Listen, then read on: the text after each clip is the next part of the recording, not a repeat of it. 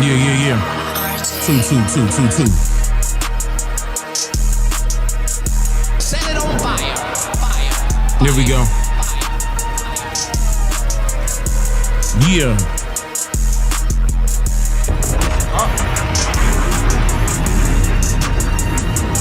OCO, free thinkers. What's up, y'all? OCO.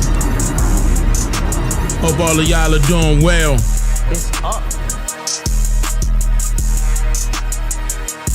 Hope y'all doing well, man. Yeah, we about to get started tonight. Yeah.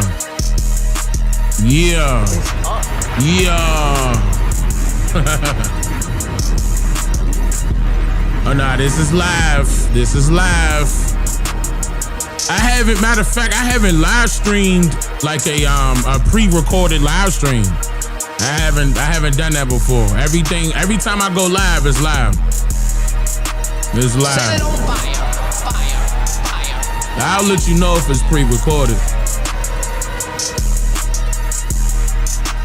But nah, this is live. I got my drinks with me. Got some tea, got some water, 2 bottles of water. Yeah, we gonna make it happen. Now, if it get a little late with the live stream, then I may have to pull out the coffee, you know what I'm saying? Set it on fire. OCO. Big 804 VA, what up, man? OCO Blue Dreamer. OCO Gary. Yeah, we in the building. Now let me open up a little more so I can see that. Open that up a little bit more. Okay.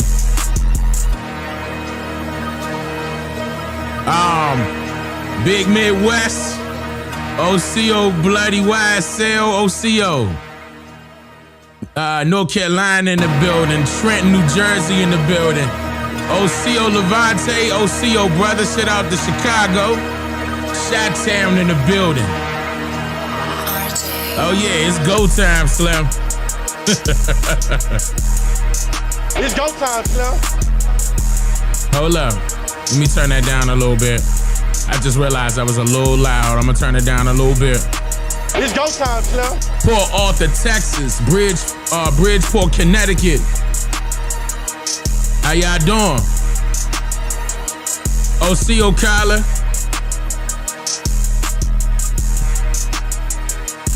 Hope y'all doing well. Shout out to the snipers. H-Town in the building. Milwaukee in the building. Augusta, Georgia in the building. Boston in the building. Kansas City, Missouri in the building. Lynchburg, VA in the building. East St. Louis in the building. Newport News, Virginia in the building. Working in Sterling, Virginia. DMV, Maryland. What up? What up, though? Conyers, Georgia. Did that say Utica, New York? It moved up a little bit. Now, yeah, I'm glad they slowed it down because they know it was moving a little quick. Duval is in the building. Northwest Washington, D.C. Shout out to D.C. in the building all day there. Set it on fire. Cali in the building. Augusta, Georgia in the building. Yeah, I know Arkansas in the building. Lynchburg, Virginia in the building. Tallahassee, Florida in the building. Chesapeake, VA in the building. Chicago in the building. Arkansas in the building. Greenville, South Carolina in the building. Los Angeles in the building. It's pronounced, wait man, Utica, New York, Utica. I think that's what you putting in there. Bryan, Georgia. Chicago in the building. Dillon, South Carolina. Southeast in the building. That's Southeast DC. That's home right there, definitely. What up, Memphis 10 in the building. Memphis, Tennessee in the building. Landover in the building. What up, Slim? Shout out to Night Crave, Charleston, South Carolina. Duval in the building. Louisiana in the house. Spring Hill, Tennessee. Pittsburgh, PA. Kansas in the building. Cali in the building. I see you, Cali heavy. Miami, Florida in the building. Vegas in the building. Las Vegas in the building. Miami in the building.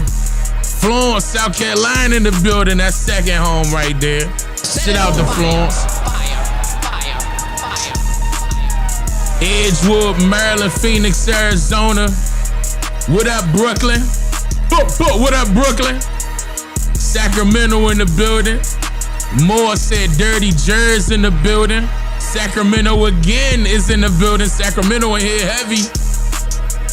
Lancaster, Cali, New Orleans. What up, Audacity? What's up?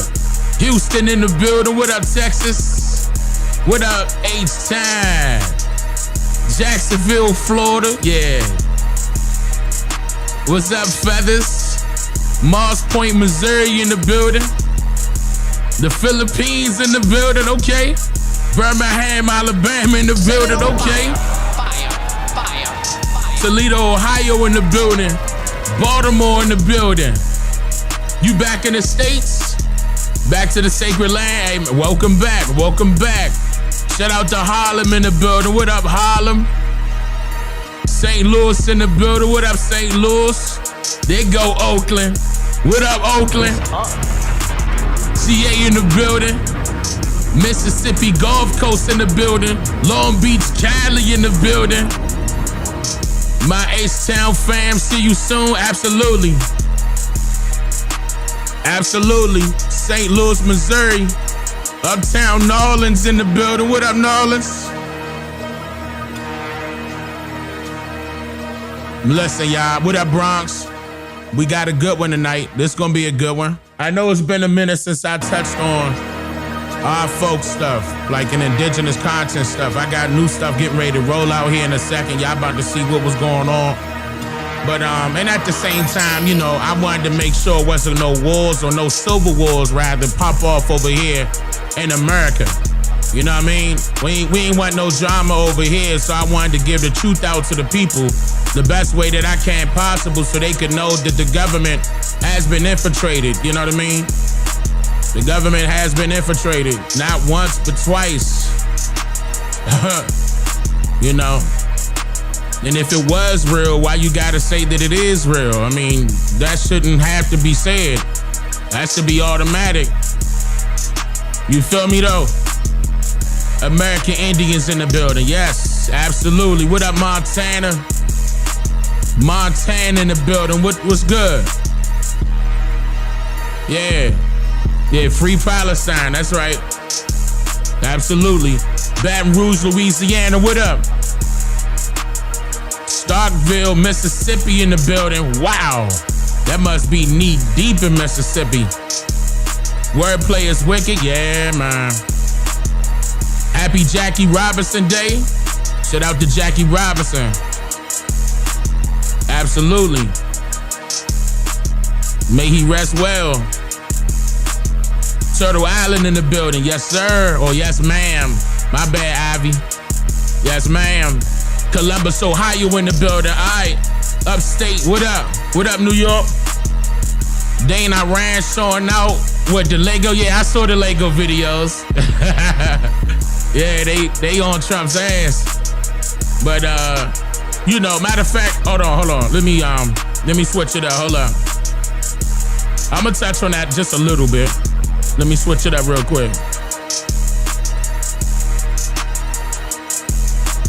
All right, so as we fade this out, I appreciate every single one of y'all that have been supporting me, you know, over these years. It's been 10 years on YouTube and technically, 12 now that I've been doing this. And I've been teaching a lot of the indigenous content and handing it out technically for free for our community. And of course, I did put out books and I published books up under my own publishing. By the way, I just got to mention that because, you know, at first when I started putting my stuff out there, you know, it was other people's hands in the pot. And I was like, what could I do to get that straightened out? And I got that straightened out early, by the way.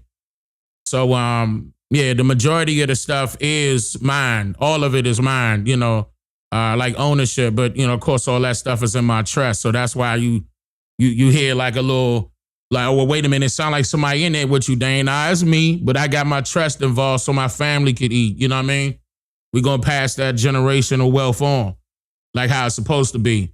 Speaking of generational wealth, I tell you about how you could accumulate that yourself. You don't got to be a millionaire, multi-millionaire. You don't got to be a billionaire. You don't even got to be a thousandaire. All you got to do is know what you and your family want for y'all. And whatever it is that you want to have as an asset, you put it inside of a trust that you build. Y'all know what I'm about to do, right? I'm going to tell y'all, I wrote a book about this. It's a masterclass to teach you exactly what you're supposed to be doing in order to keep that up, protect your family, you know, have that generational wealth. Y'all want to utilize their life insurance properly. You know, you want to get that next house. I'm just saying this. Look, I'm going to play the quick little video for it real quick. My new book is here, The Quiet Blueprint of Wealth. It's a masterclass that teaches exactly what the title implies. Grab your physical copies on Amazon Prime or anywhere else books are sold, or download the ebook version exclusively at DaneMakeYouThink.com.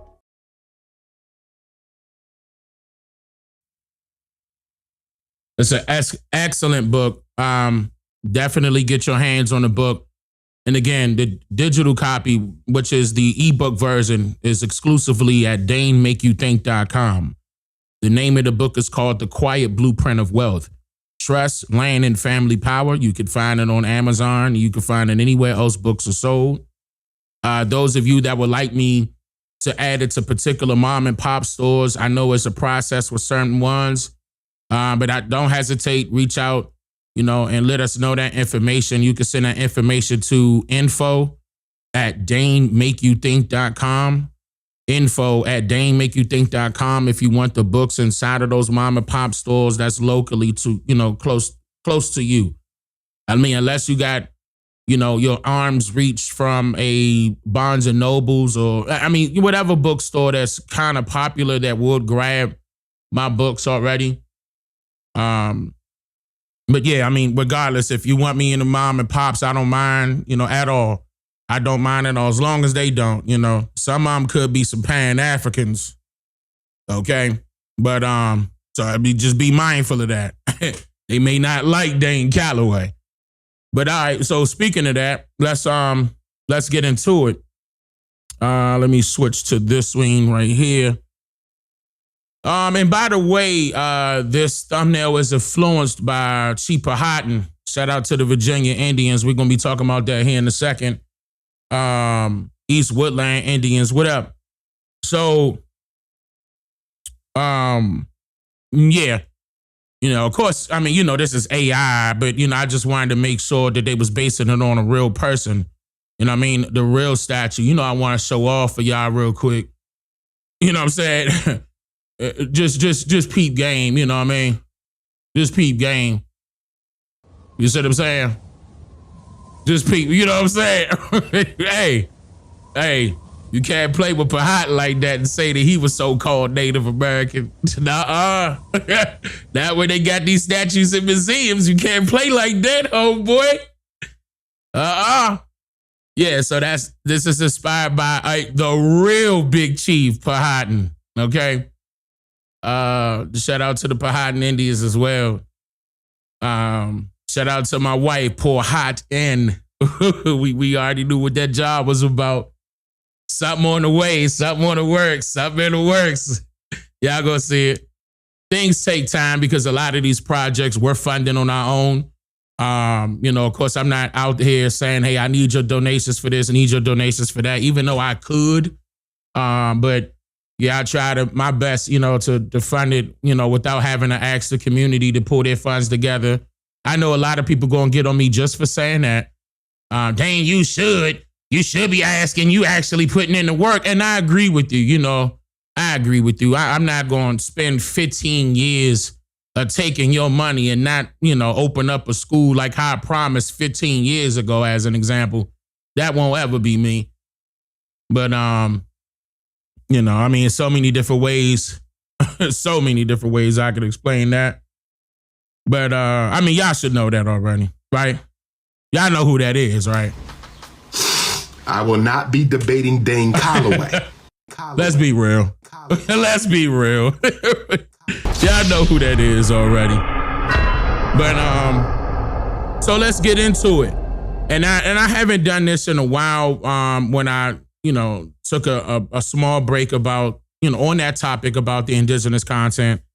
Took a small little break. I know a lot of people were getting on me about that. I was getting on myself about that, y'all, but we here now.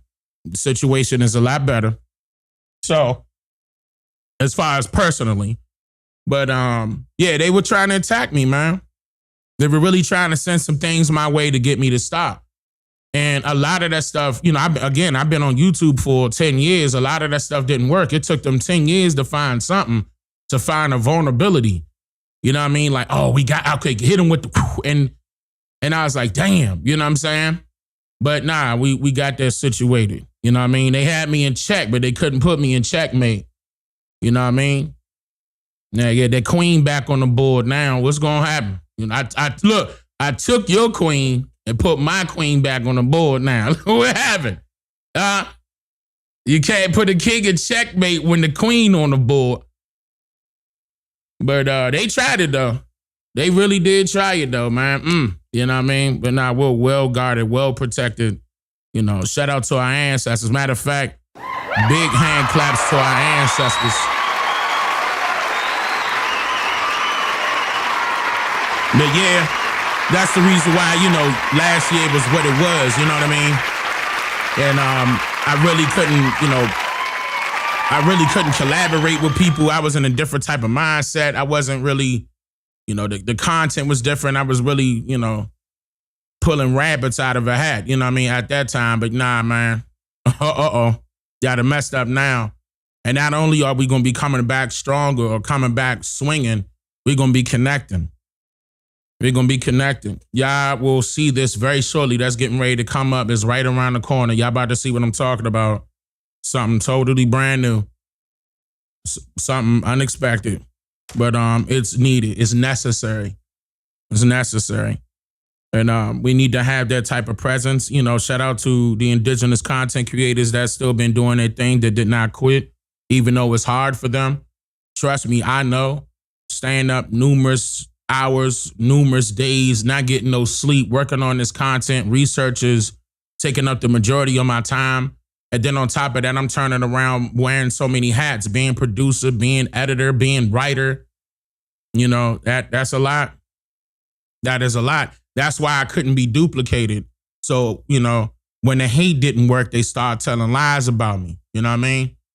And even people, some of them, not all of them, some of them in the so-called community, okay? In the so-called community, they'll act like they're for our people whole time. Well, if you for our people, how come you against me when I ain't do nothing to you? That's just straight jealousy, Some very similar to what Gucci Man did to Pooh Shiesty, but that's a different story. We ain't gonna get into that. But anyway, I'm gonna start off. As a matter of fact, let's do that. Let's do that. I will go ahead and start it off this way. Some of these videos, in fact, the majority of these videos that I'm getting ready to play, I have not seen yet. So just be mindful. That doesn't, just because I'm playing the video doesn't mean that I agree with somebody 100%, 90%, 80%. I'll give my take on certain things. Some things I'll let slide when I feel like somebody's still learning. I'll give my critique on it. Regardless, I'm not going to beat them up as if they need to know this now, get that shit straight, blah, blah, blah, blah, blah. I'm not going to do that when our people are learning. Our people are in the time of healing right now. They're healing right now. A lot of lies have been told to us. A lot of discrepancies. Oh, man. Not more so than discrepancies. I mean, they took away our heritage. They took away our language. They took away our land. They took away our identity. You know what I mean? It was a lot of stuff that was aimed directly at our people. Like, even those folks over there in Israel don't like us. There's a whole lot of people that don't like us because they know we're the real chosen people. So they force feed all of this false and misinformation so we could continuously be confused and not click up together. And what I mean by that is, yes, I agree with unifying, but we just got to make sure that we unify with the right people. In fact, let me do this. There's a video that was sent to me where they were saying that Claude Anderson, shout out to Dr. Claude Anderson, was saying the same thing. But y'all know some of the elders are going to still utilize the term black. Of course, my stance on the term black is working against us. That's something that we really do need to get rid of legally. We need to abolish that term. That is working against us. And this is why I was telling you guys that the most of the foreigners are latching on to that term because they can, because it's wide open when there needs to be delineation. But, you referring right back to the term black, you bringing everybody in together and that's not how it works. What they went through was not what we went through. Of course, we could say that those are our distant cousins. We could say that, but we don't mean that in a literal sense. We do not have the same bloodlines. We do not share the same stories, languages. And I could go down a list. We do not share the same heritage, the same culture. They're over here cosplaying as us so they can fit in. Okay? Meanwhile, some of their communities are doing better than ours. Their communities are not suffering from redlining. Their communities are not suffering from urban renewal. Okay? Their communities are not suffering from poverty on a large scale.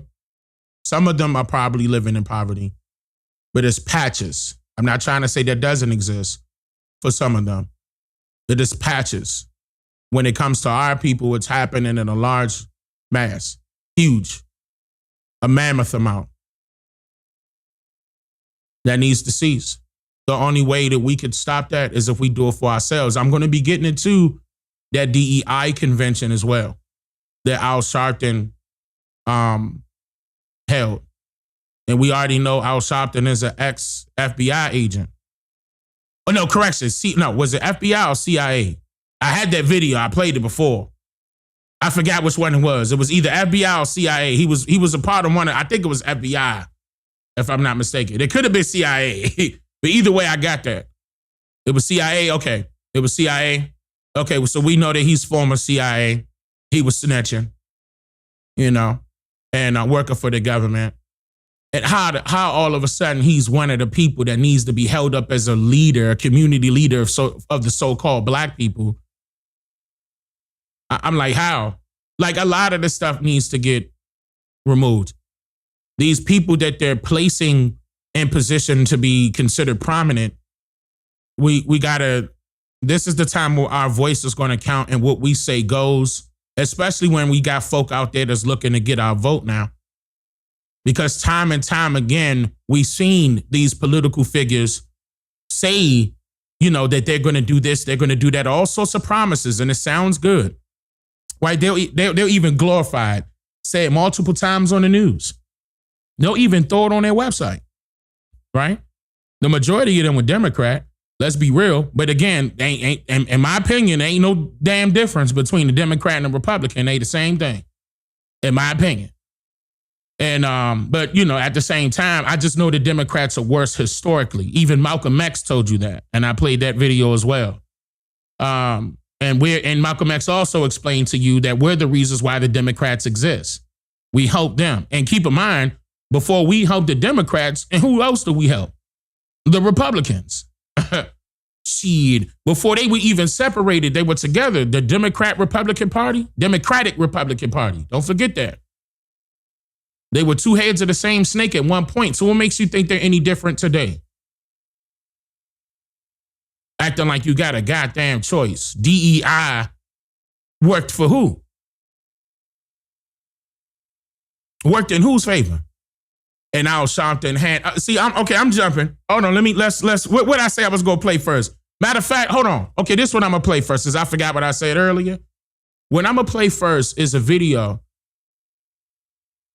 showcasing how 6 Republicans joined the Democrats and voted today to advance Representative Ayanna Presley's bill to give Haitians in the United States the U.S. temporary protection status Not for 6 months, not for 10 months.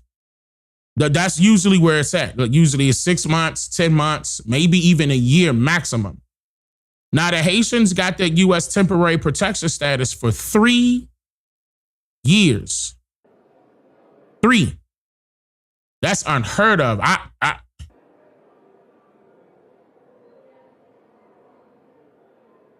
never heard of it. And look, see how I say 6 Republicans say yeah?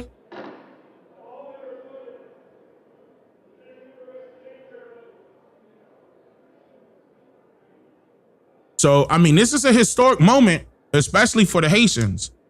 You said why? Here, I'll answer it for you. So basically... The yeas are 219. The nays are 209. Oh, okay. So he basically reading it. But anyway, the Haitians are going through, and let's be real here. I have to tell you what's going on, just in case you don't know. Out there in Haiti, they're suffering like civil unrest, is what I want to call it. Like, I think in America out here, they'll either call it like gang warfare or what they call it. It's a term for it. But they're going through an economic collapse. They're going through a political collapse. It's a lot of gangs that's taking control over the capital, Port-au-Prince. And it's been happening. It's been getting worse ever since 2021. A lot of people lost their homes. I think they said about almost 2 million people lost their homes because they were burned down. These gangs have been attacking police stations. They kidnapped people. They did a whole bunch of stuff. They basically took over the government, similar to like how the Mexican cartel did, out there in Mexico. They doing the same thing out there in Haiti. They took care. They removed. Let me say it this way: they took out the Haitian president in 2021. Took him out. Okay, literally took him out. Got to him and took him out in 2021, and ever since then, it kept getting worse. So the U.S. is like, hey man, if you over here and you from Haiti, we'll go ahead and extend. You know what I mean? Your a temporary protection for your people, so you can stay over here in the United States without a threat of being deported. But it don't automatically give them a green card or permanent residence. They don't get to become a U.S. citizen. It's not automatic. They still got to go through, special things for the TPS. But they just can't be deported. And they can legally work out in the United States. They'll be able to travel with special permission, But yeah, this is not giving them a green card. This is not giving them permanent residency. They can't get U.S. citizenship through this. It takes their time. I mean, I'm being real. That's what's happening in Haiti. Haiti is going through something. So it's not like they just doing that for any reason. Nah, they going through something. A lot of people have died. A lot of people are suffering out there. This is right now. They're saying like the reports, and I wrote this down in my notes. They said more than 6 million Haitians need urgent aid. More than 6 million Haitians need urgent aid. Nearly half of the country faces hunger. They said many hospitals and schools have closed. They closed them. They said about 30 to 40% of the health facilities are still functioning. So only 30 to 40% of the health facilities are still functioning out there in Haiti. And everything is high up there. Everything has increased. The price of fuel, transportation, food, everything is up. So Haiti is going through turmoil right now. And it's a civil unrest at the same time because there's really no government control over there no more. Ever since 2021. Ever since 2021. But they blaming it on gangs. They're saying this particular gangs is doing that. So I can't say that they're lying because we see that the cartel did the same thing out there in Mexico. So I don't have any, I don't live out there. So I can't prove that, it's gangs that's doing that. But they did take out their president though. Like they literally took him out. He's no longer alive. So that was pretty major. So this is what I'm just briefly touching on this. The government just passed that temporary protection. Now, here's my take on this, right? I understand that Haiti need all of that. They needed help. I'm not saying that they don't. I'm not saying that we shouldn't help them. What I'm saying is the so-called Black Americans say they need protection out here in America. Are we getting protection? We said that we needed protection from the police department. Did we get that? I mean, Jim Crow was still able to happen, and the modernized version of it is still floating. Right? We got discrimination in schools. We got discrimination in the justice system, right? I'm just saying, it's a whole lot of stuff that's against our people, and we're not protected. Not one time did they offer us any type of protection. Like right now, we getting harassed by people online just for claiming that we're indigenous to this land. They feel like they entitled enough to tell us who we are. Like we don't know who we are. So we need their help. We establish who we are by claiming it. We know the real history. So what makes you think that we need to be listening to y'all? Because y'all from a foreign country that ain't got nothing to do with America? Hello? Hold on, wait. Where it work like that at? Not out here in America. And I need my American people to start standing on business. And what I mean by that is to start standing on principles. You got to set the boundaries up now. It's folks out here that's walking on this land that our ancestors fought and died for. The blood of our ancestors are throughout all of this land. And they disrespecting us. That shouldn't be tolerated. And it shouldn't be to a point where we need to create, and I'm going to go into this, we need to create a convention about DEI in order to address some things in the community. It shouldn't be about that, but you know, I'm gonna get into it. So let me stop running my mouthpiece right now. Let me play a couple of videos really quickly. Let me go to 9x16. Do I have any music on? No, I don't. Hold on, let me play some music real quick in the background. Oh, which reminds me, let me turn that music down a little bit. Let me adjust that music real quick. Cause I got the side chain on. Right, okay. So let me, 1 second, let me just turn it down really quickly. I'm gonna bring it down by 3 dB. Okay. All right, so now let me play this. Hold on, I said 9x16.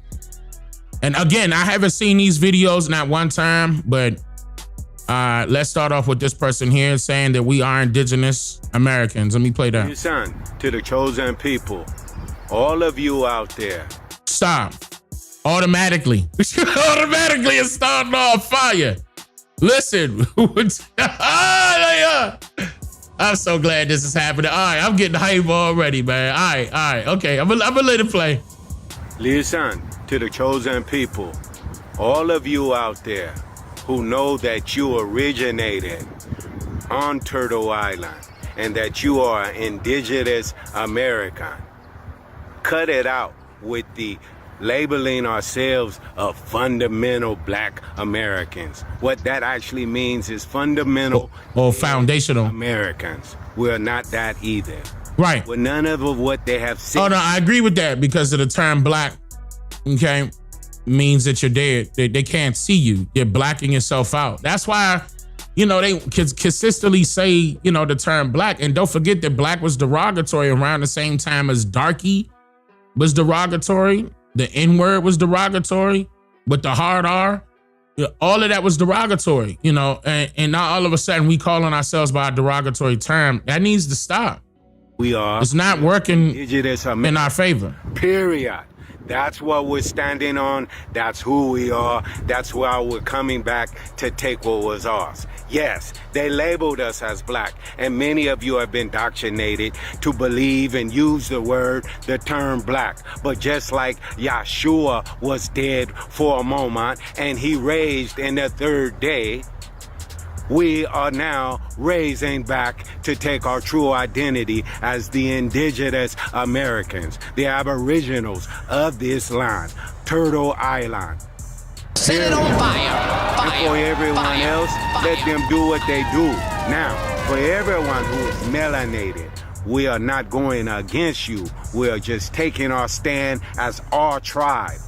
Right. As you, each and every one of and I agree, you know what I'm saying? Why? And you know, it's sad that some people have to explain that, and I know I have as well, because they felt like we're going against other people just because we're claiming who we are. And that never has been the case. I never spoke ill of anyone. Not one time. Even though it was rumors, like false rumors, lies basically, going around saying I was. They lied. But he's right though. We shouldn't have to explain that part. I mean, at all. And I feel as though we need to stop explaining shit to these. I'm gonna keep it professional. We need to stop explaining ourselves to these people. Just keep it pushing. Of this land, Turtle Island. Period. And for everyone else, let them do what they do. Now, for everyone who is melanated, we are not going against you. We are just taking our stand as our tribe. Right. Just as you, each and every one of you, have your tribe already. So you don't have to deal with what we're dealing with. Exactly. We're not angry at you, and we're not separating. We're putting a stamp on our tribe, so then all the tribes can stand up again. Exactly. The 13 tribes, and 2 of the tribes were lost. We were one of those that was lost. We're no longer lost. We're coming back. Hold on. Oh. Man, that's why I be using that 13 number. They be mad, bro, when I'm talking about I know that hit them. I know that hurt them. Because they tried to rub it in our face as if it was a bad thing. But hold on, no, it's a good thing. And we already know we more than 13% of the population. We already know you've been lying about it, but nah, let's use that number against them. Use it against them. Shout out to the 13. What up, though? Shout out to the 13%. Use it against them. All right, come on. Angry at you, and we're not separating. We're putting a stamp on our tribe, so then all the tribes can stand up again. There are the 13 tribes, and 2 Talk of the to tribes them. were lost. We were one of those that was lost. We're no longer lost. We're no longer. Set it on fire. Aware Fire. fully Fire. as the indigenous American. And knock it off. You're not fundamental nothing. You are indigenous Americans. Bing, bop, boom, boom, boom, bop. Bop, bam. The type of shit I'm on, you wouldn't understand. Yeah. Shout out to that brother. Shout out to him. Fire.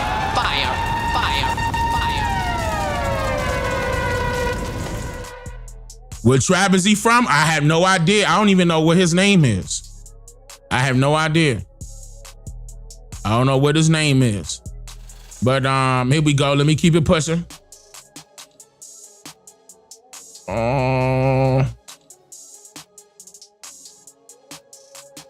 This lady is saying they didn't just steal our land, they stole our names, our papers of our identity. Okay, yeah, go ahead. Isn't it crazy that any other race outside of Black Americans can speak on who they truly are and don't get bashed for it? But the minute Black Americans speak on who they truly are, we're attacked for it. This is my grandmother, Callie, born 1893, a pure-blooded indigenous Indian. This is also my grandmother, Callie. But my grandmother, Callie, when she died in 1974, she died with the name Jessie Tucker, with her race being Negro.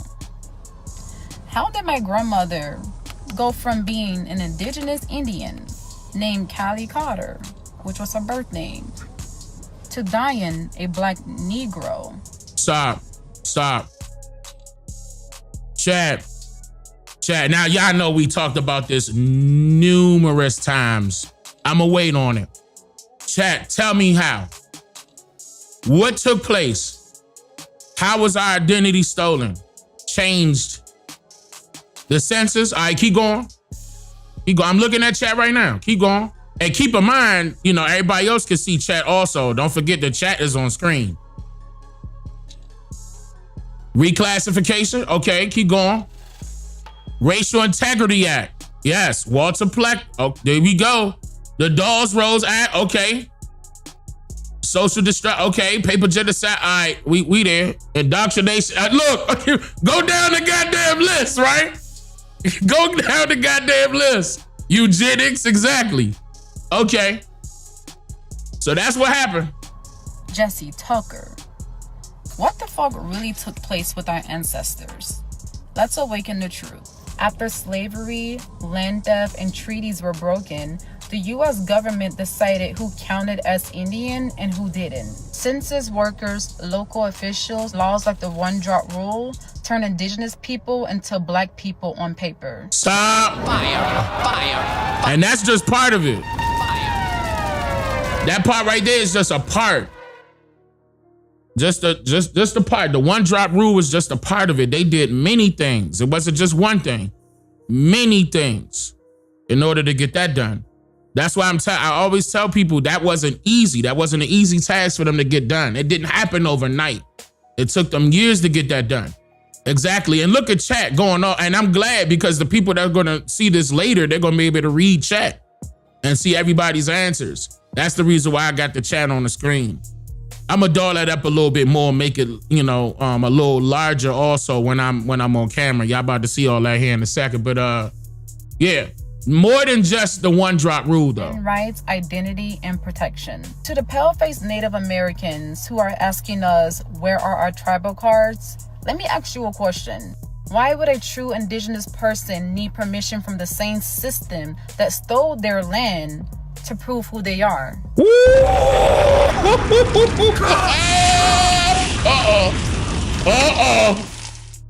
Talk to these. Hey, hold on. Go back. Paper, stripping them of land rights, identity, and protection. To the pale-faced Native Americans who are asking us, where are our tribal cards? Let me ask you a question. Why would a true indigenous person need permission from the same system that stole their land to prove who they are? Let that sink in. Let that sink in. What's her name, Dane? I don't know. Y'all know her name? I'll shout her out and I'll shout out the guy before this.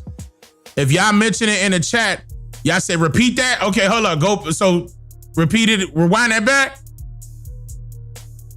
Her name is Tara. Tara. Shout out to Tara. You doing your thing, sister. Fire.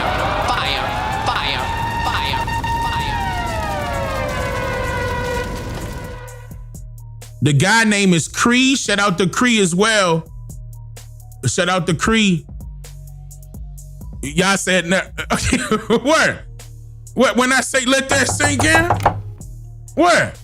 Let that sink in. What? And you know, the so-called Native Americans gonna be mad. They gonna be screaming. They No, God! No, God, please, no! No! No! No! They gonna be pissed, right? Toasty! All right, hold on. Did I rewind it back? I think I did. People Yeah. paper, stripping them of land rights, identity, and protection. To the pale-faced Native Americans who are asking us, where are our tribal cards? Let me ask you a question. Why would a true indigenous person need permission from the same system that stole their land to prove who they are? Toasty! Why? Why you're waving your tribal cards like they're birth certificates? History actually shows us something different. Ooh, while you waving your tribal. No, stop, bro. Say it again. They are. Hold on. Wait. Why you're waving your tribal cards like they're birth certificates? While you waving your tribal cards like they're birth certificates, see, it's going in. She's going in. You said her name was Kara, right? Her name was Kara. Yeah, man. Oh yeah, she cooking and she is writing exact. She's writing exact. Waving around tribal cards like their birth certificates. Tara, right? Okay, yeah. Shout out to Tara. Hey, you going there, Tara. Shout out to all the DG. Man, she going there. History actually shows us something different. Whole communities were erased from records, while other communities were added for land, money, and benefits. Right. What's even more crazy is seeing Native Americans claiming to be the true indigenous identity, but yet use the same hatred, the same racism, the same disrespect that the settlers use against their own ancestors. The only thing I would change is when she says settlers. Because yes, you can use that terminology, but these were the people that ended up becoming the colonizers. And I'm pretty sure people understand that now, but just in case there's some folks out there that don't understand where she's coming from. You know, that's why I throw in that term colonizer, so you can understand that they're basically doing what the same one that they feel as though they act like they're against. The so-called Native Americans act like they're against the colonizer this, the colonizer did that, right? But meanwhile, they turning around acting just like the colonizer when it come to us right now. And they not the only group that's doing that, by the way. And it's not all of them. You know, I'm not saying it's all of them, okay? But it's a large amount of them online doing it. They hide behind keyboards, won't ever do that shit in our face at all. Let's be real. They not popping up to our meets. They not popping up to, they ain't popping up. They scared. They scared. Look at that Indian right there. Look at this Indian. And you gonna tell me she ain't an Indian?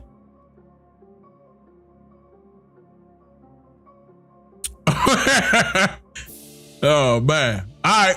Your bloodline really comes from people who survived genocide. How did you inherit the language of the oppressor instead of the spirit of the oppressed? How? Our ancestors were reclassified and paper erased. And let me ask you this. If our ancestors were migrants of Africa, what was the purpose of the government reclassifying them all? You don't reclassify migrants. You document migrants. Woo! Good point. Very good point. Very good point. She got him in a chokehold right there. Very good point. Go back. Migrants. You document migrants. But that's true. That is so true. You document migrants. But you do reclassify. Hold on, let me go back. If our ancestors were migrants of Africa, what was the purpose of the government reclassifying them all? You don't reclassify migrants. You document migrants. But you do reclassify indigenous people when you're trying to erase their land rights, their identity, and their legal statuses. Reclassification only happens when someone already belongs to the land, and the system needs them to stop belonging on paper. Newcomers, then that would have been no need for census trickers, right? Racial relabeling, and paper genocide. They didn't change us because we arrived. They changed us because we were already here. A good way to end it. Very good. Very good. I like that. I like that a lot. Fire. Shout out to Kara. Fire. I like that a lot. Yeah, that's big facts. Big facts. All right, man. But go ahead and make sure y'all hit that like button. Play a couple more of those. Hold up. Let me play a couple more of those. See, okay, this young lady is saying that we still exist. Hold up. I don't understand, nor do I really care about what people think, but why is it so hard for other races to not see us as indigenous people? My roots come from Mississippi, and my family migrated to Memphis. Y'all always say seek, ancestral DNA for answers or, percentage, but certain Native heritage is passed down orally and wasn't always on record because we were slaves. That's true. And I don't have to cosplay or fabricate my Choctaw lineage. Y'all may not see or believe us, but we are here, still breathing, still thriving, still carrying our ancestors in our skin and blood. History tried to erase us, but it failed tremendously. I'm so glad y'all on TikTok doing y'all thing, man. I'm so glad y'all on YouTube. All these little, every single one of them social media platforms, y'all doing y'all thing and not afraid to speak the truth. So glad that that's happening. So what's this sister's name right here? I want to shout her out as well. Short message, but very meaningful. You know, she said her piece. It looks, yeah, and IG as well. Her name is Les Lux. Les Lux, shout out to you. I appreciate that. Fire. However, Karma in the building. Shout out to However Karma in the building. Huh? It's up. Yeah, Les Lux is her name. Yep. All right, wait a minute. Let me grab the. All right, hold on. Let me play this one. Americans are going through an identity crisis right now, and there's a lot of misinformation on the internet about who we truly are. Let's talk about it, shall we? My name is Brother Legend, and I'm here to raise your consciousness. In all my years in the black community, I have never been to a cookout where somebody was making a teepee in a campfire. And yet, for some reason, in the past 4 years... The reason why is because the squatters had to stay in teepees. That's why. We didn't have to stay in tents when we built buildings. Let that sink in. No. Seriously, let that sink in. Only a squatter will have to stay in a teepee. We're not squatters. That's why you didn't see us build a tent.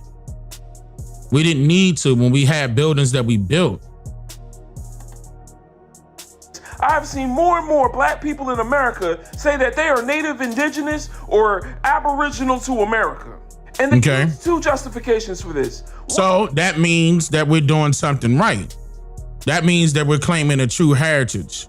You just went online and have no idea who your family heritage is, and you confused, and you want other people to join in your conversation so you won't feel bad. You suffering from confirmation bias.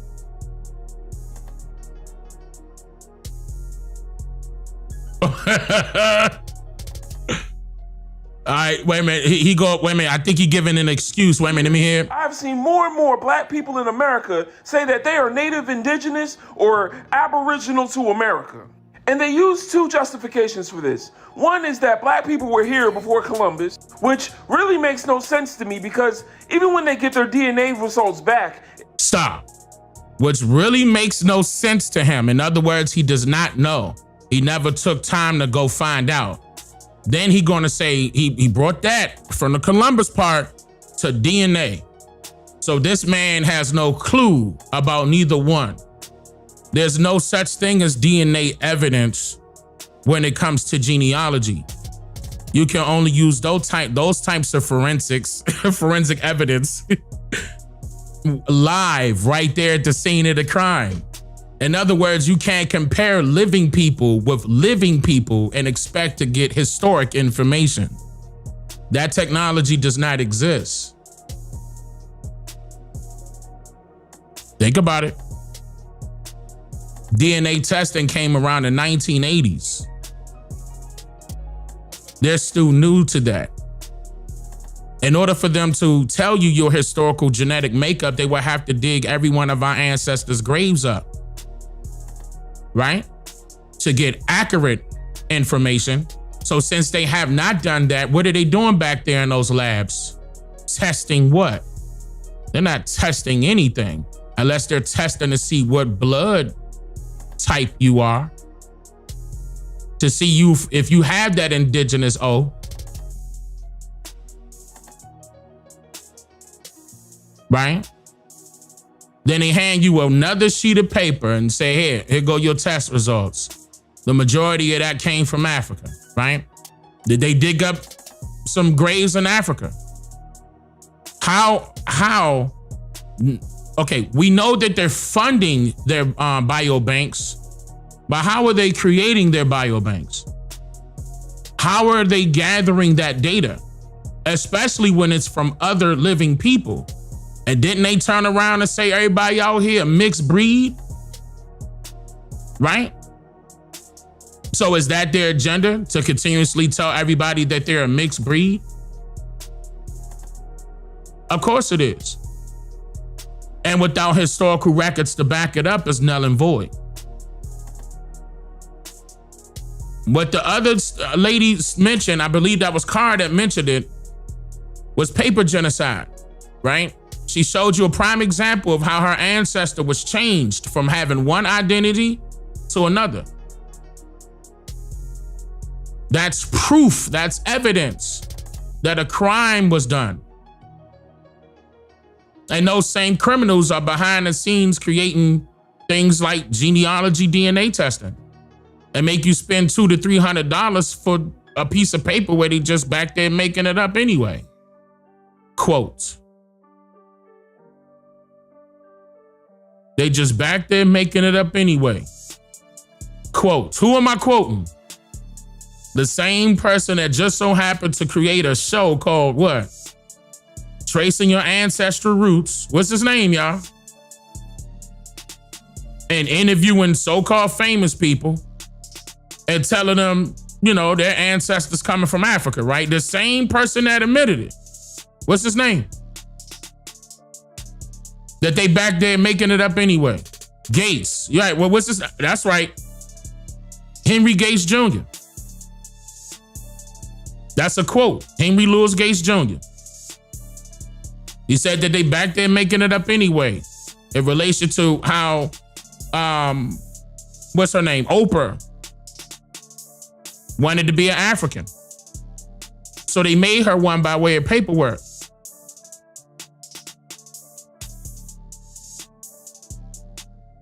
In a DNA genealogy sense on paperwork by testing.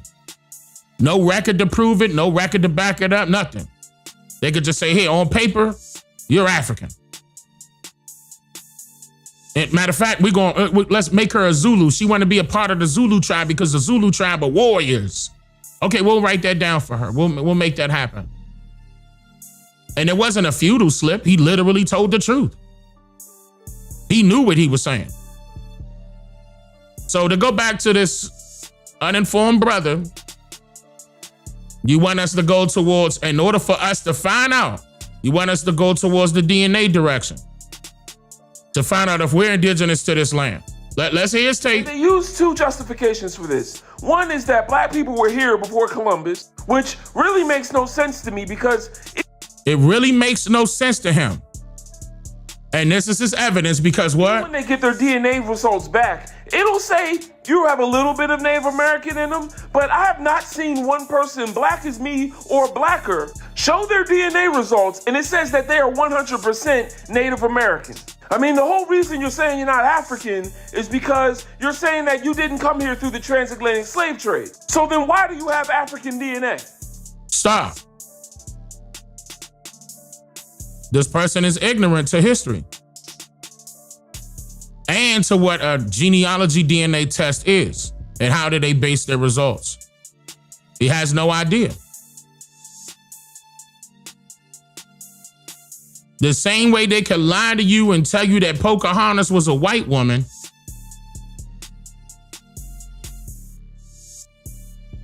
it's the same way they could lie to you and tell you that you're African.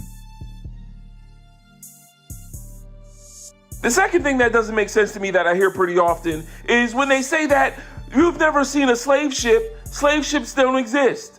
And my question to that is, how do you think white people got here? Can anyone find the... So white people got here through slave ships? See, keep in mind the terminology. Slave ships never existed. We didn't say cargo ships didn't exist. We didn't say steamboats didn't exist. We didn't say wherries didn't exist. We didn't say sailboats didn't exist. I said slave ships didn't exist. And I proved that they didn't. Again, what is that? Conceptualism. And they showed you what a so-called slave ship looked like by way of conceptual arts. The same tactic that they utilized during the New Negro movement. You know, the Harlem Renaissance. And the first thing they brought over in Harlem was what? Arts and crafts. Some people was worried about how Tariq Nasheed was still funding his so-called museum. Tariq Nasheed did a pan-view video of the people that was inside of his museum the day that he recorded that, and it was nothing but white people. It was nothing but pale faces having a arts and crafts show. And he got backlash for that. But he got to pay that rent, y'all. How you think he gonna pay that rent? Mayflower or the Santa Maria? Like, how far are we willing to go into denying our own history just to... Wait, are you trying... He just said the Santa Maria and the Mayflower are slave ships? Is that what you're saying? African DNA. The second thing that doesn't make sense to me that I hear pretty often is when they say that you've never seen a slave ship, slave ships don't exist. And my question to that is, how do you think white people got here? Can anyone find the Mayflower or the Santa Maria? Stop. You stepping on your own toes right here. They were never slave ships. You debunked yourself. Santa Maria, Mayflower, they were not slave ships. Again, there was no such thing as a slave ship. That's two relationships that they put together by way of conceptualism. It made you believe it with no evidence whatsoever. Now, if you want to say that they were cargo ships, okay. So you trying to say that they were slave ships right there? You debunked yourself. Like, how far are we willing to go into denying our own history just to avoid acknowledging our painful past? Are we going to deny other people's history too? Oh, but they don't want us to know who we truly are. That's why they keep it hidden. Then why is it that every pretendian is alive and well, but the scholars that taught us we were African? Stop. Stop. So we gotta die just because we telling the truth. How about this as a modern time? In order for those people to die back then, what was that? What was that method? To suppress the truth from coming out, right? All you had to do was pinpoint the leader and take him out. That was easy back then. This day and age is modern time. Social media is a lot larger. You take out one person, it's still gonna be 20 to 50 more, times 100, online, stating the same message. So what makes you think that we still, okay, we still, but there's such thing as what? Censorship. Shadow banning, right? Well, you're a real, authentic indigenous content creator, you will suffer from that because they don't want that message to get across. But keep in mind, you was intrigued to it too. You didn't know. You clicked on it to see what it was about because you're repeating the same title, right? Otherwise, you wouldn't have known nothing about it. In other words, this person is ignorant and wants to know more. That's why he has so many questions when the answers are there. And on top of that, if you were to conduct genealogy research on your own individual family, the answers will be there about who you really are. But nah, you much rather waste your time and point your little finger online and, you know, hop online and get some comments so you can feel better about yourself.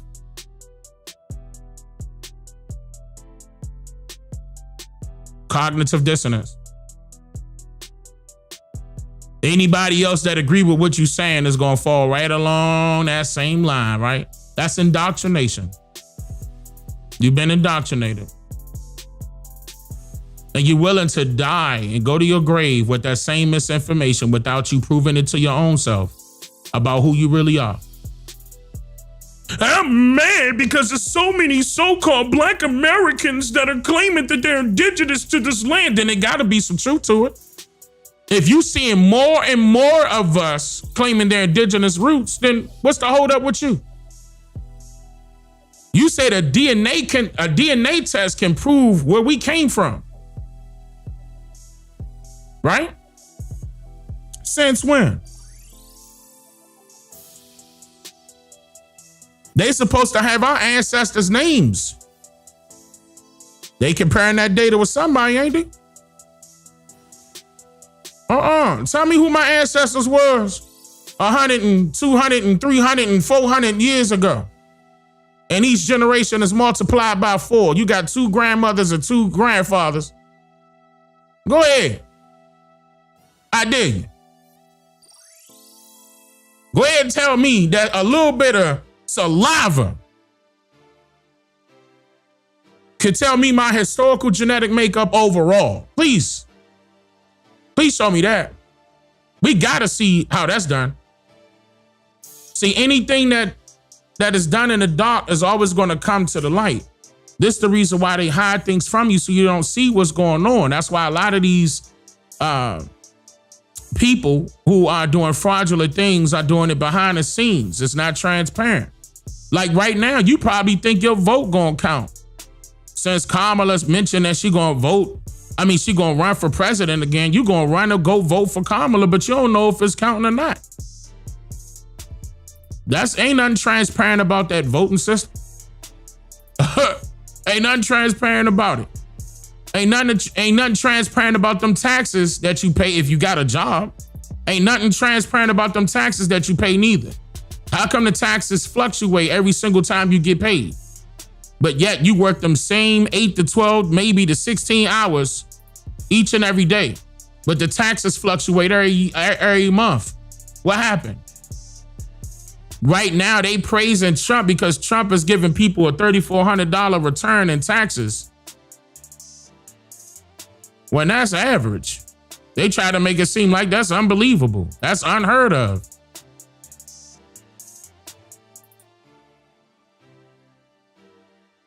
Ain't none of that transparent.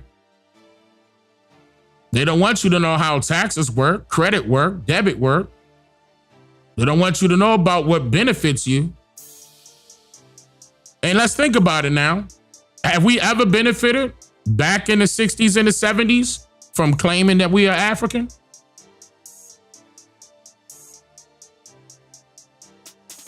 Right now, the Africans that you claim that you're supposed to be, the Ghanese, whatever they want, those folks out there in Ghana right now fighting for their own reparations as Black Americans. They want to get some money from that. Since you want to claim that you African, they like, oh, okay, yeah. We African too. Our people, so give us some money. They got their hand out. And they don't care if you disagree or not. And they got representation in the UN as well. But there ain't no outcry or calling them out or nothing like that, right? Nah. They could do that, Dane, because they African. Oh, so you mean to tell me that the people in Ghana went through the same thing that you did and deserve reparations from the U.S. government? More so than the so-called blacks in America? But you worried about millions of us claiming that we're indigenous to this land.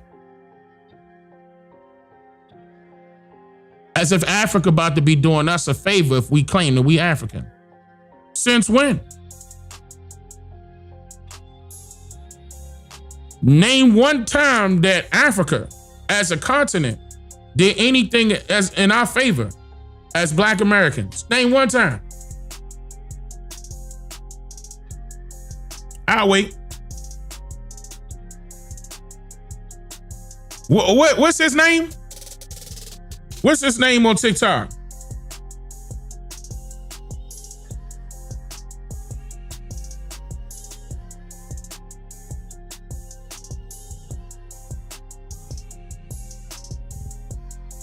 His name is Brother Legend.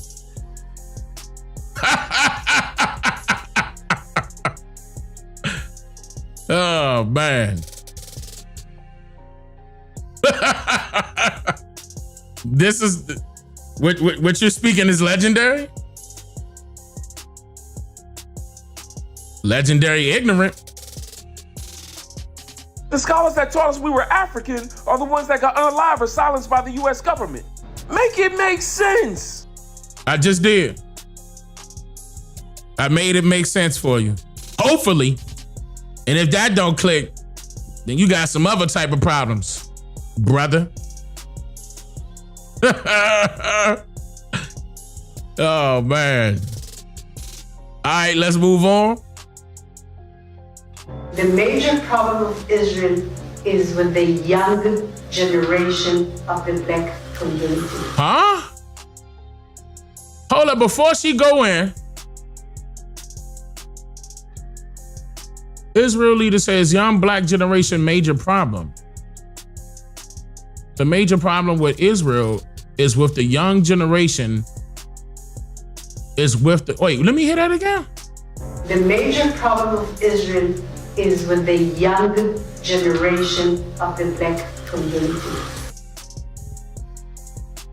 Okay, hold on, let me hear what she about to say. No, I wonder why Israel's biggest problem is the young generation of the black community when we're all the way over here. Right. We don't have no land. We don't have no communities. We don't have no commodities. We don't have any resources. We don't have any bombs. We don't have any nuclear weapons. We don't have any missiles. You know, we don't have any military. You know, why would we be the biggest threat? Repeat what? Wouldn't the biggest threat? Wait, y'all didn't hear what was... Y'all didn't hear that? Hold on, wait, talk to me, y'all. We live. Y'all couldn't hear what they said in the beginning of this video? Y'all want me to go back? Again, I never seen that before. I don't know who this sister is. Y'all heard it? Okay. We'll wind that back. Okay, listen. I don't know who the sister is. I don't know what her take is. I just want to hear it. The Israel lady, right? That video was in Atlanta. Okay. The sound is muffled. You heard it? Okay. Hold up. Now keep in mind, this is what, you know, how they put it on the internet. I don't have anything on that's gonna, you know, enhance its audio. This is how they put it up on the internet. The major problem of Israel is with the young generation of the black community. You know, I wonder why Israel's biggest problem is the young generation of the black community when we're all the way over here. We don't have no land. We don't have no communities. We don't have no commodities. We don't have any resources. We don't have any bombs. We don't have any nuclear weapons. We don't have any missiles. You know, we don't have any military.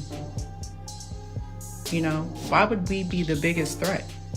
Wouldn't the biggest threat be the people you're actually in war with? What do we have to do with anything y'all got going on? Could it be that the conspiracies about identity theft are true? Perhaps. Because I doubt that, you know, a lie would be a big threat to an entire country. Oh man, I can't zoom in on that little joint that she put right there. What I think is the biggest threat is that the truth is being revealed and the world knows that. Time's up. And on top of that, I can't even see it. But I can't zoom in because it's a video. I can't zoom in because it's a video. What's her what's her IG? Maybe she talked about it on her, Insta, or what is this, TikTok? I don't know what she got right there. I can't see it. It's something. It must be something. Okay, her name is Deja Modern Homemaker. Or Deja. It's either Deja or Deja Modern Homemaker. On what, TikTok? Everything always comes full circle. Yeah. Yeah. She need to join at 13%. Yeah, no, I can't see it clearly neither. What y'all see is what I see. And it's a video. Like, I could screenshot this. Give me a second. Let me see if I could,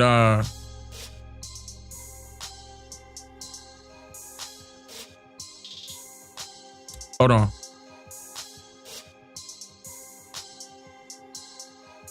Oh, hold on, because it's on the wrong. Hold on. There we go. Let me see. Now I could. Wait. Hold on. Okay, let me do it a different way.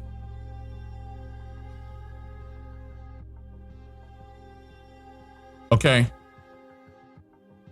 Okay, now. Oh man, yeah, I still can't see that. It's saying something about Israelites, but I can't make that out. Because she made it extremely small. I can't make that out. So I'm not sure what she got right there, y'all. Let me keep it pushing. Chinese woman says black people are the aboriginals of America. Okay, let me see. I want to know something that nobody's ready for in 2025 oh, yeah. except for those who already seem to fucking know it. Black people are the aboriginals of every continent. Dark-skinned people are the aboriginals of every continent. Native Americans migrated over the ice bridge from Siberia, that would be Asia, and became what we now know as Native Americans. Set it on fire! Fire! Oh man, what is her name? Damn, wait. We follow each other on TikTok, and I definitely gave her a props numerous times, and because she be speaking the truth, and she be exposing them left and right, man. Hold up, y'all. I'm trying to remember. Wait a minute, give me a second. Maybe y'all could say her name in the chat. Help me out for a second, because it's been a minute. I haven't been on TikTok in a while. But I know she's still pumping. Like, I seen her and However Karma at the same time. They were the first two to grab my attention. And I was like, oh yeah, there we go. Now we getting people of other races speaking up as well. And they were the two ones that, caught my attention, and I heard both of them and they were on point. So yeah, I definitely gave them a shout out. So I shouted her out before, but I can't remember her TikTok, y'all. Do y'all remember her TikTok? What her name is? Bring her on here too? I will. I'm gonna bring her on here. I am. Her name is. Are you sure that's her name, Blue Dreamer? You sure that's her name? Because she's on my TikTok. Like, if you go down to the follow, she's on there. And you know what? I believe her name is in Chinese writing, if I'm not mistaken. So we will have to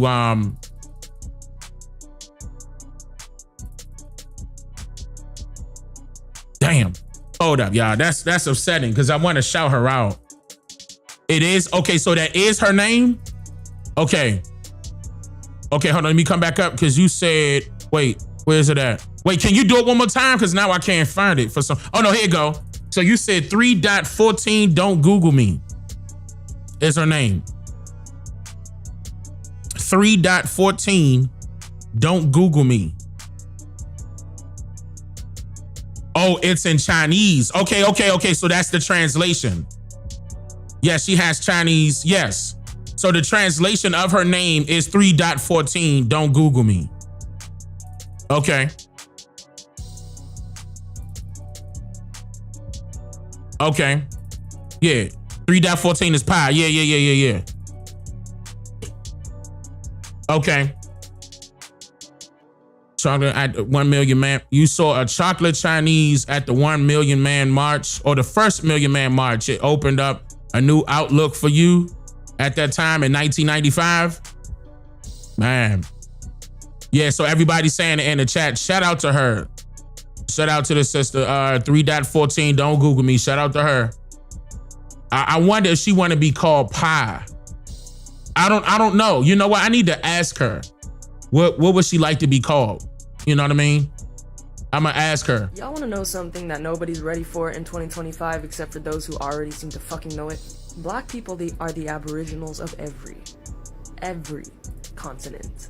Dark-skinned people are the aboriginals of every continent. Native Americans migrated over the ice bridge from Siberia, that would be Asia, and became what we now know as Native Americans. That's why I told y'all can start calling them Siberian Huskies. And it's not saying that that's a bad dog. Siberian Huskies are good dogs. I'm just saying. Those are very good dogs.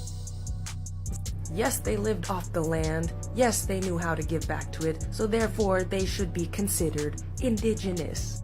But the people who were on that land before them and the ice bridge even formed were black people. Black people also built pyramids on every continent. That's why there are pyramids on every continent. The Buddha was a dark-skinned man. The Chinese, we have a lot of trouble denying that we come from melanin. We do. We've tried. We have not succeeded. And every other group is that we can admit to the fact that we came from melanin. It's not erasure to say that black people were the aboriginals of every country. We're not saying you didn't exist. We're saying you came after. What's so hard to understand? Just like me saying that Koreans came from China. It's not me saying that they don't have their own culture. That's how all of these Korean nationalists took it in my comments. Oh, you're saying we don't have our own culture or genetic identity? No, I'm saying that culture and genetic identity came from us. If you are not tapped in, and you don't talk to marginalized groups, and haven't spent any time with them, y'all gonna be offended by what I'm saying. Some of y'all only research your own identity, and that's it. And that's the only content you make besides your matcha. So, I don't care who I have to lose, what followers. I already warned people when I got the big video, right? That I'm not the nice Asian. You're gonna find a reason to dislike me. This may be one of them. Trying to be seen keeps us from opening our eyes. Black people were here first. Black people were here first. Black people were here first. And whoever that pisses off needs to leave my channel, needs to... Wait a minute, she right here. Wait a minute. Only a black person can fly an Israel flag and not get jumped by me because they were in the original land of Israel first. Israel today is not the Israel from the Bible. The Israel from the Bible was governed and peopled by melanated folks. Deal with it. She going in. Set it on fire. She going in. Fire, fire, fire. She going in.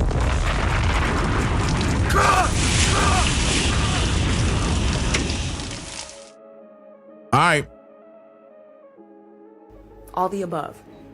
Koreans, their genetics, their culture came from the Chinese, from what is now known as China. And where did the Chinese come from? Black people. And if y'all are upset with any of this information, go away! Now she has done way more videos than this, and I believe this may be one of her older videos on TikTok. Yeah, I definitely played a couple of them already. But send them to me. You know, I'm pretty sure she's still posting. Send them to me. And I'll be putting them up. Okay. Now, this is... Hold on. Before I get into that DEI convention. Hold on, bruh. Oh, I didn't play Dr. Clark Anderson? Wait, let me play this real quick. You all can't get ahead because you don't play as a team. You all play as individuals. And you listen to these black activists on the streets saying, we're not a monolithic people. You know, just because he did it, we don't have to do it. He's wrong. All of you should play as a team.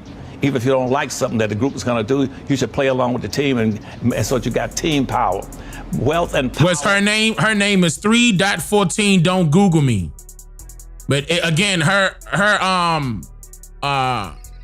name on TikTok is probably going to be in Chinese writing. That's why you all can't get ahead, because you don't play as a team. You all play as individuals. They saying it in the chat. Listen to these black activists on the streets saying, we're not a monolithic people. You know, just because he did it, we don't have to do it. He's wrong. All of you should play as a team. Even if you don't like something that the group is going to do, you should play along with the team, and so that you got team power. Wealth and power follows the numbers. If you haven't got a lot of blacks with you, If you're not pooling your money, pooling your votes, pooling your attention, pooling your interests, pooling your labor, then other people will pick you clean and cherry pick you. You'll stay at the same spot. Well, I would agree with 97% of what Dr. Claude Anderson said. The only part that's real iffy with me is the fact that it needs to be known that we need to be unifying with the right people, with the like-minded people, not just any and all people. It needs to be like-minded people. That's the only, well, so I'll say 99%, because that's the only part that I would say, I would have something to say about. But yeah, you get with the right people, the like-minded people, and then we come together and pool our resources together like he mentioned. I agree with everything else, for sure. But that needs to be known. That needs to be said.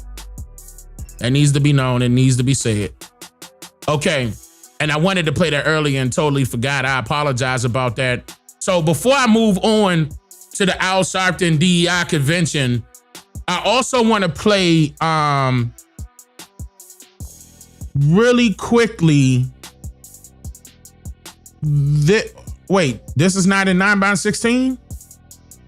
Wait a minute, let me make sure that y'all can see this. Do you realize that black people in America? Hold on, y'all can still see this. It's low though.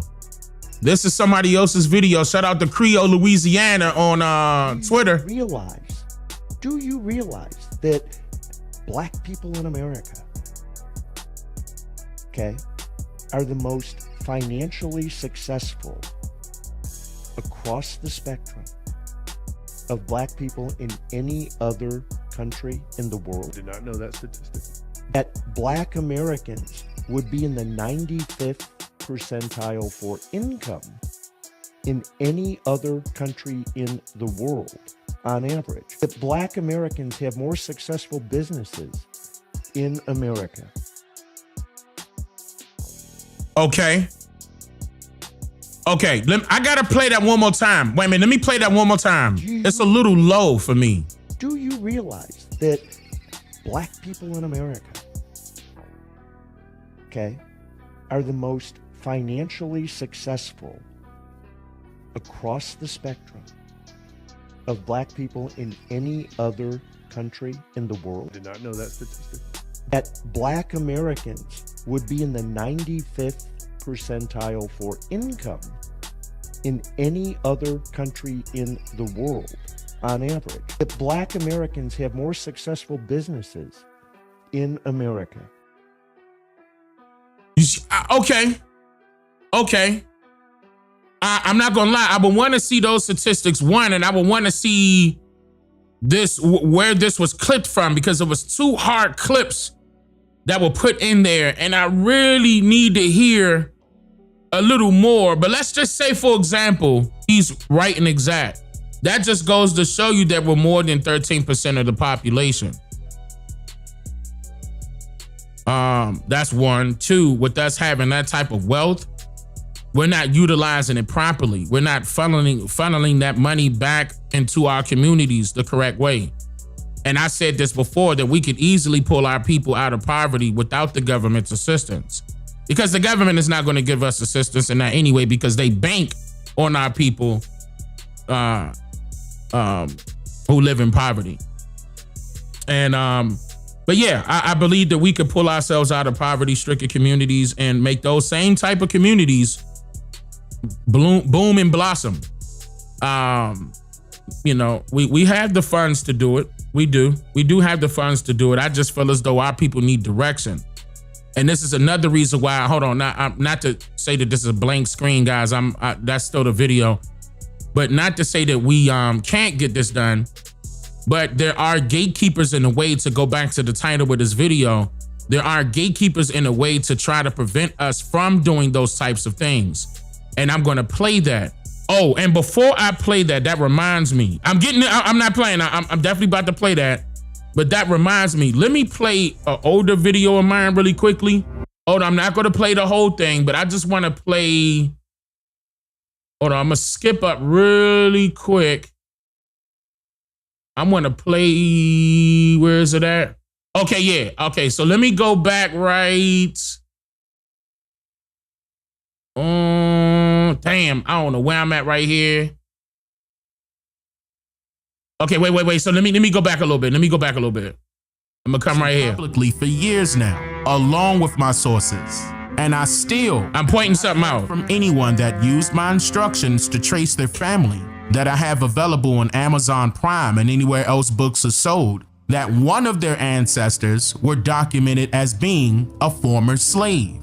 The people that reached out to me that has or is currently undergoing research on their family's history have not failed with discovering that their family members were either never enslaved and has always been free, or worked as an indentured servant for money, ownership, business ownership, etc., and considered to be freedmen once their obligations of servitude expired. Make no mistake, when you hear the term freedman from now on, freedman does not necessarily mean that he or she was freed from enslavement. And matter of fact, and this is the reason why a lot of those people that you see out there are spawning off of that term. They're not trying to use, they still are using the term freedman, but I already debunked the term freedman. So now they spawned in the FBA, the ADOS, and the Salon, all of these terms that ain't got nothing to do with us. Okay? These are like, why would we want to be represented as abbreviations of a corporation? Like, why would we want to be represented as abbreviations of a company? Like, why are y'all doing that? Again, you going right back to a misnomer. You know what I mean? Like, it's, yeah.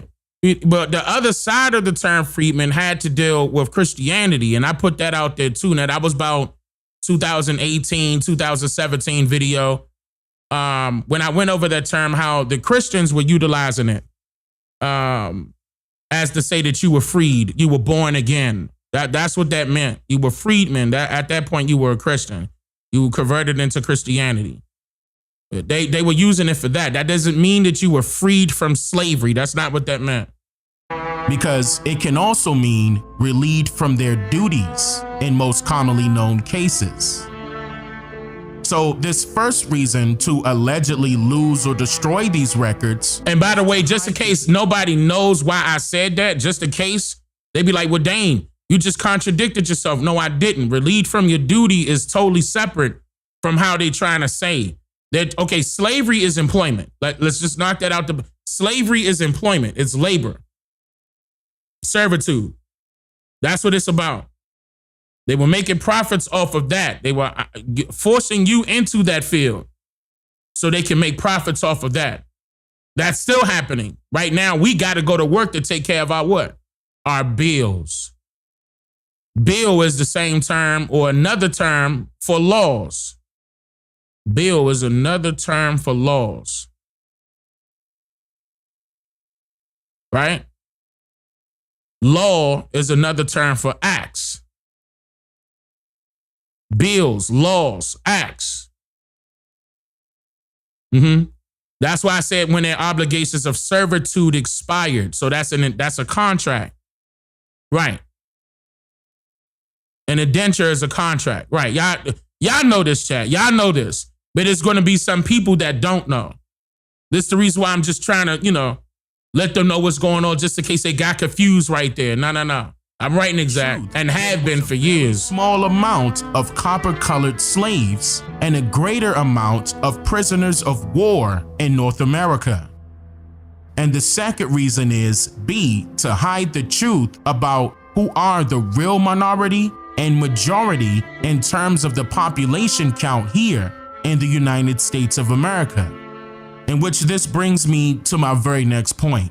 Okay. The biggest portion of their agenda was the abominable sabotaging of the indigenous Niji's history, legacy, languages, culture, and heritage systematically. Yeah, talk to them, Dane. Of course, they couldn't pull this task off on their own. So they implemented a methodology format based solely on the scientific concepts of eugenics.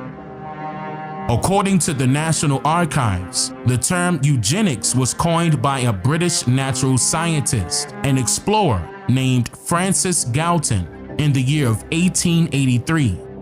Now, there are two sides to every coin, so I'll be sure to flip each side over, and I'm not theoretically speaking here. Eugenics was implemented to help improve one selected group of people and their future generations to come, to overtake and oversee yet another set group of people and their future generations. Right. And I did talk about the Emancipation Proclamation twice. In fact, I brought it up again when they were talking about Juneteenth. Go to my Juneteenth video. When they tried to make that lawful and they ended up making that lawful. Yeah. But I talked about, I'm telling you, the majority of the topics that people are talking about now, I already have information out there on it. Of people, and keep in mind, I'm over 600 videos strong. And their future generations to come, to overtake and oversee yet another set group of people and their future generations by way of extermination of their mindsets. This rabbit hole goes much deeper than one may assume. Allow me to simplify the explanation. Look. This paramount method utilized by the likes of your industrialized institutions throughout America still to this very day. That's coming directly from a book. Changes everything that any person was ever taught of or even thought of. Notice how that says African. Selection was carried out right up under that. Her. According to Francis Galton. Negra. Y'all saw that, right? But this is not the point that I'm trying to make right here, but or even this is one of the points I want to make, but this is not the reason why I'm playing this video. Carried out upon him or her. Just want y'all to look.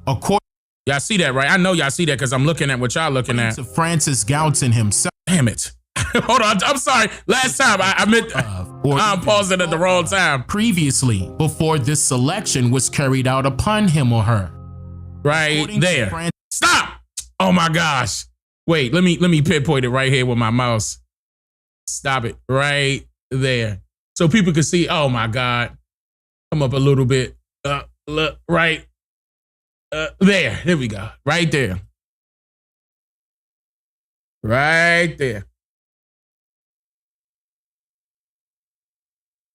In eugenics, they already knew that they were able to differentiate us from them. We were not one and the same, even during that time period. And this is the side of their book on eugenics.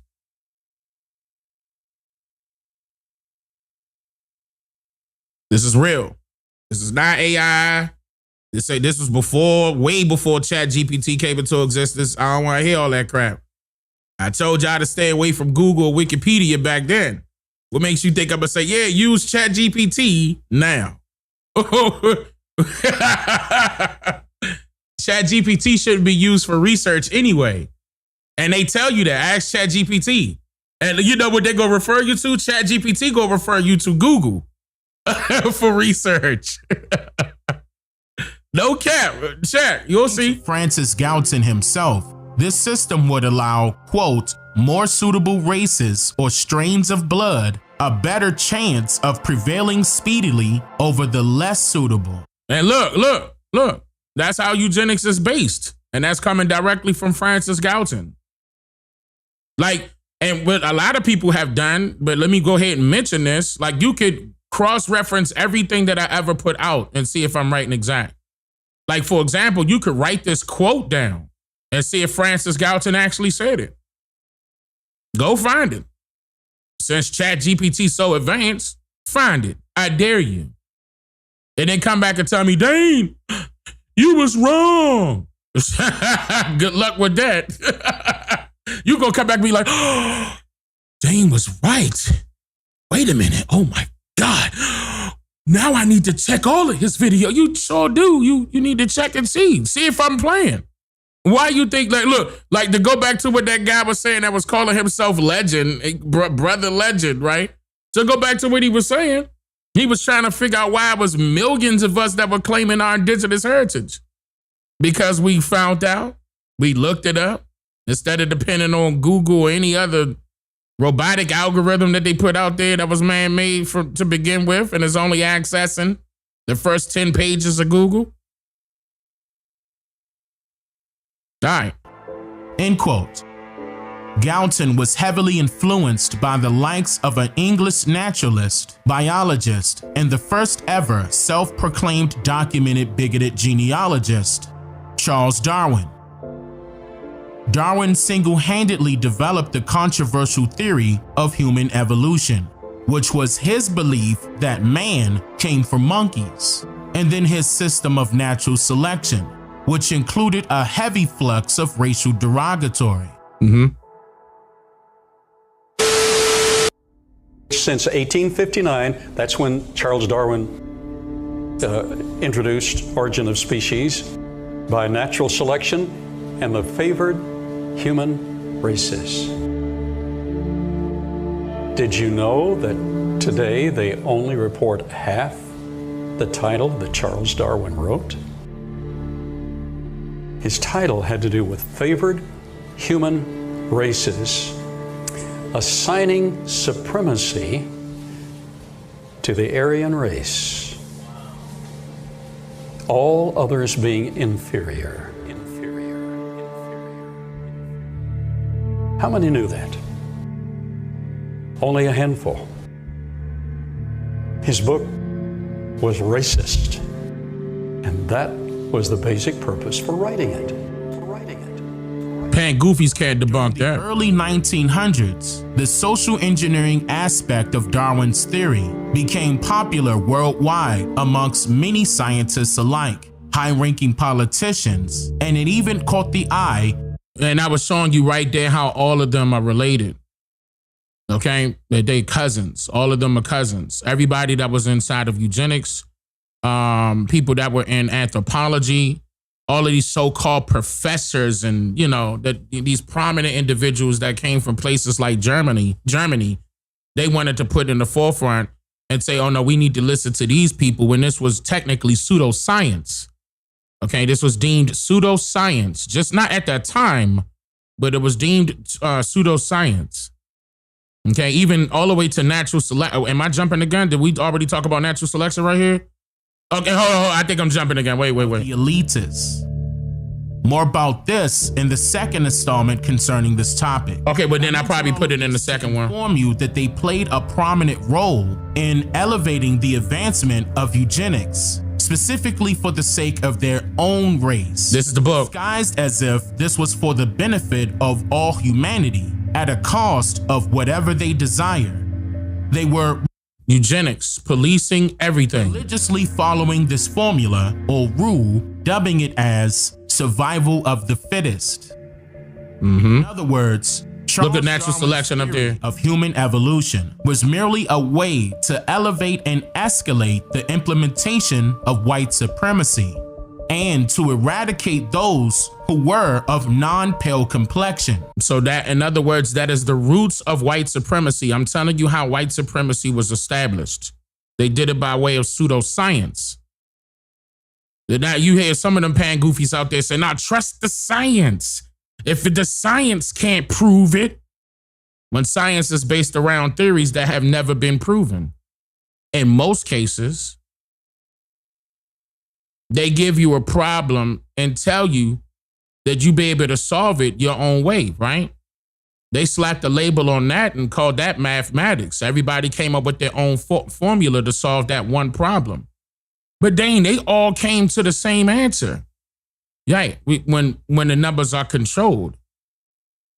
Remember when they say women lie, men lie, but numbers don't lie?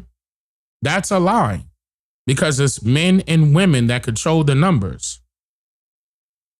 This is why, shout out to Zach, this is why people got hip to gematria, which was their language. And they studied the numbers and made it their language so they could talk in code, not just on a verbal sense, on the physical sense and the mental sense. They know all humans have to do, they operate in frequency, right? We're electrical beings in a sense, okay? So if they manipulate the numbers, they could control the people in more ways than just one. So when you look at their many divisions of science, you could see that they took different branches or created different visions by way of what people assumed that that department should be. This should be biology, right? Psychology. What is MK Ultra? An experiment. That was a theory that they wanted to see what happened. They just want to see. I mean, let's go back a little bit. The folk tales they used to tell us about what's his name? The one that woke up when they shocked him with electricity. Frankenstein. Frankenstein saying that we could bring people back to life because of that. Even if they were already gone. And they know something is up with the frequencies. They manipulate the weather by changing the frequency of the weather. And also adding in different type of clouds that they know could last up there for however long. They saying this is their science. This is their theory that this is going to be some modified version of water that will allow areas that we would consider would be droughted, to blossom by the use of some formula that they created in hopes that it will work. Then all of a sudden you trying to figure out why your food that you've been growing in the yard don't taste the same. Why our food in the grocery stores don't taste the same, because it affects everywhere in agriculture, every side of agriculture, because now you putting chaff in the air, and what goes up must come down. So whatever you put up there got to come down onto the resources that we need as humans. They're not worried about killing you.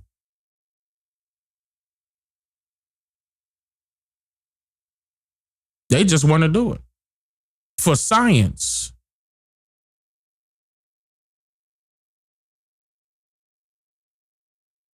We're not even considering those people pseudo. They just allowing it. And guess what? Our taxpaying dollars, allegedly, our tax dollars is going directly to fund these people.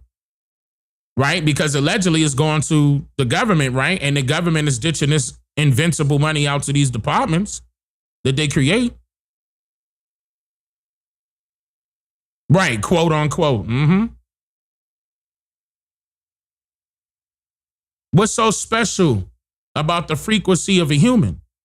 Because they're able to be manipulated that way. Cell phone. Cellular.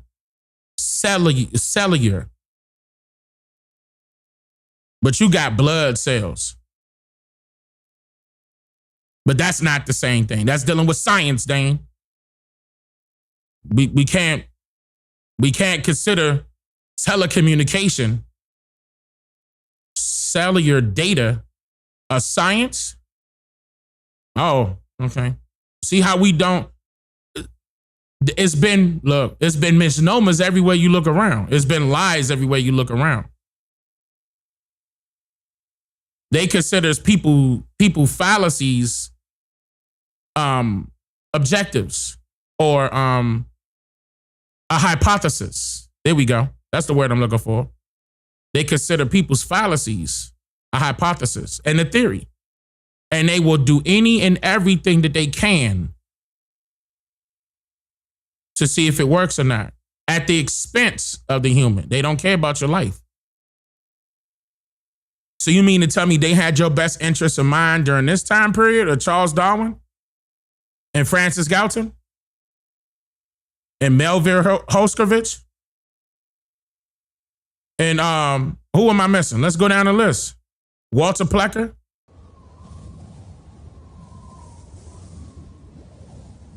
They had our best interests at that time? No, absolutely not. But a cell, they put you in a cell that's behind bars, but yet you got cells in your bodies. But if you behind bars, you in a cell trapped. Isn't that their objective anyway, to control your cell?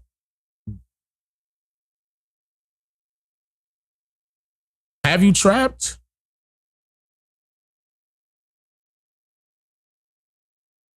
I don't like what Dane talk like that. He making me, I don't like what Dane talk like that.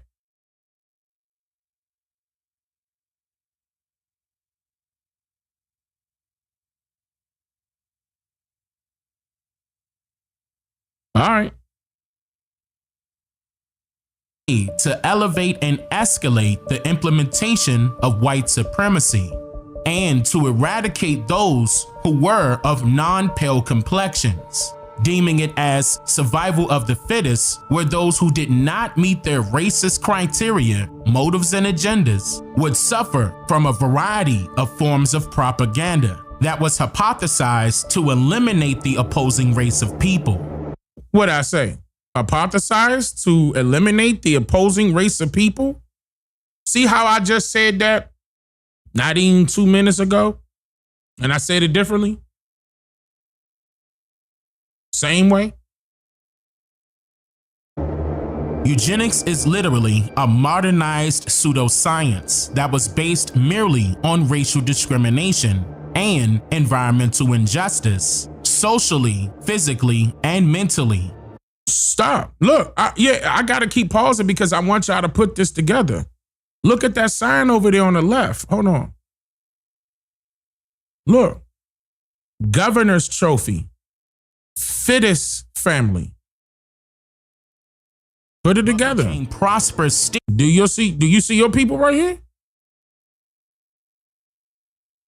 Do you see your ancestors right here? Due to its popularity of praises. And look at the name of the building. Gravitated towards inequality and racial estrangement.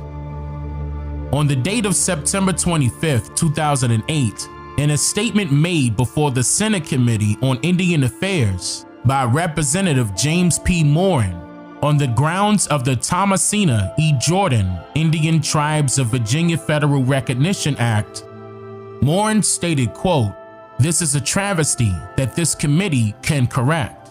The second unique circumstance for the Virginia tribes is what they experienced at the hands of the state government during the first half of the 20th century.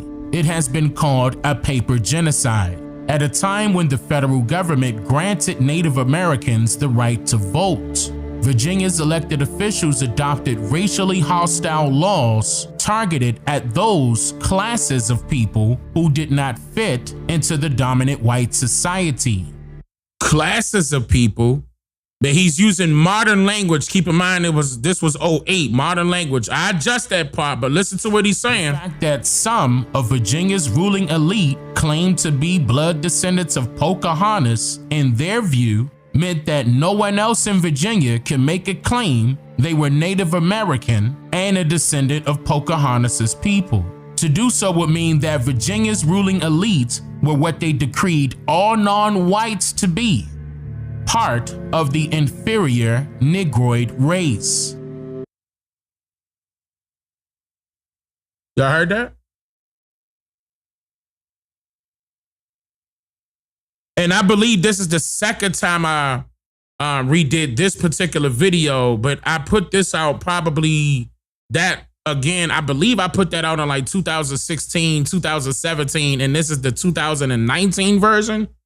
But I was trying to, show people this part right here to let you know that these people in the government knew what the problem was. With great hypocrisy, Virginia's ruling elite pushed politics that culminated with the enactment of the Racial Integrity Act of 1924. This act directed state officials and zealots like Walter Plecker to destroy state and local courthouse records and reclassify in Orwellian fashion all non-whites as colored.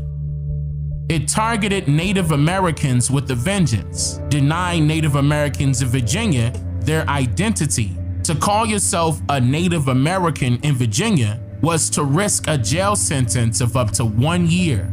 It was people that were being put in jail for calling themselves Indian, not Native American. Again, he was using modern terms, but he was right on where he put it at, but it was still wrong. Those people didn't go through that. The ones that are called Native American did not go through that at all. And those were our ancestors that went through that. Quote, Now, in this statement, he used the term Native American. Right, I addressed it. That our identities were changed not from Native American, but from Indian to color. And they were not only jailing people in Virginia for claiming their true identity, but they were also killing them by hanging them from a tree, and in more ways than one that I won't mention. In each state across North America, the biggest bigoted racist. Hold up. I put that, I wanted to play that because I wanted to play this. Let me go 9x16. Hold up, let me, I saw somebody sent this to me. So shout out to the person either on Instagram or TikTok, whoever you are, that got this clip and put this in here.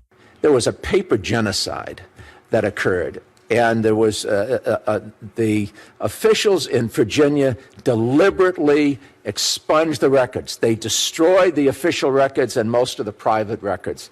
I mean, I've got a statement that gets into the whole thing, but basically, a lot of Virginia's ruling elite claimed to be blood descendants of Pocahontas, and in their view, that meant that no one else in Virginia could make a claim that they were Native American, a descendant of Pocahontas, because to do so would mean that Virginia's ruling elite would have to be classified as all other non-whites were, which was, in quotes, and this was the law, the inferior Negroid race. This is what it was about.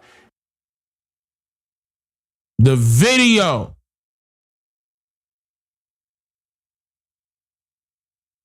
That's the video of what I was just mentioning.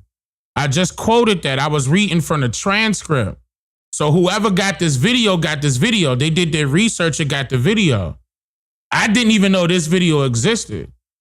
I got the transcript. And this is what we talking about. And I showed you that I got the transcript. I put it on screen.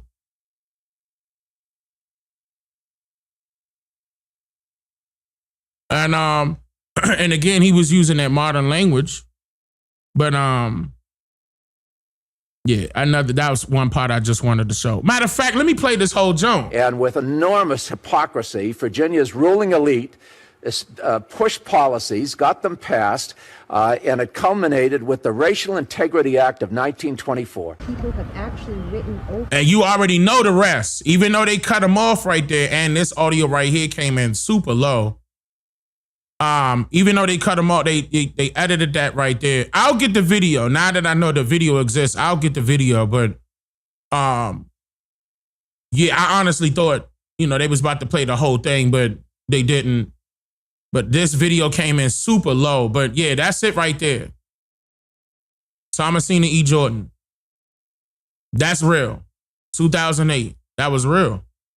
And, that was one of my big booms, by the way. When I put that information out, they got mad that I put that out.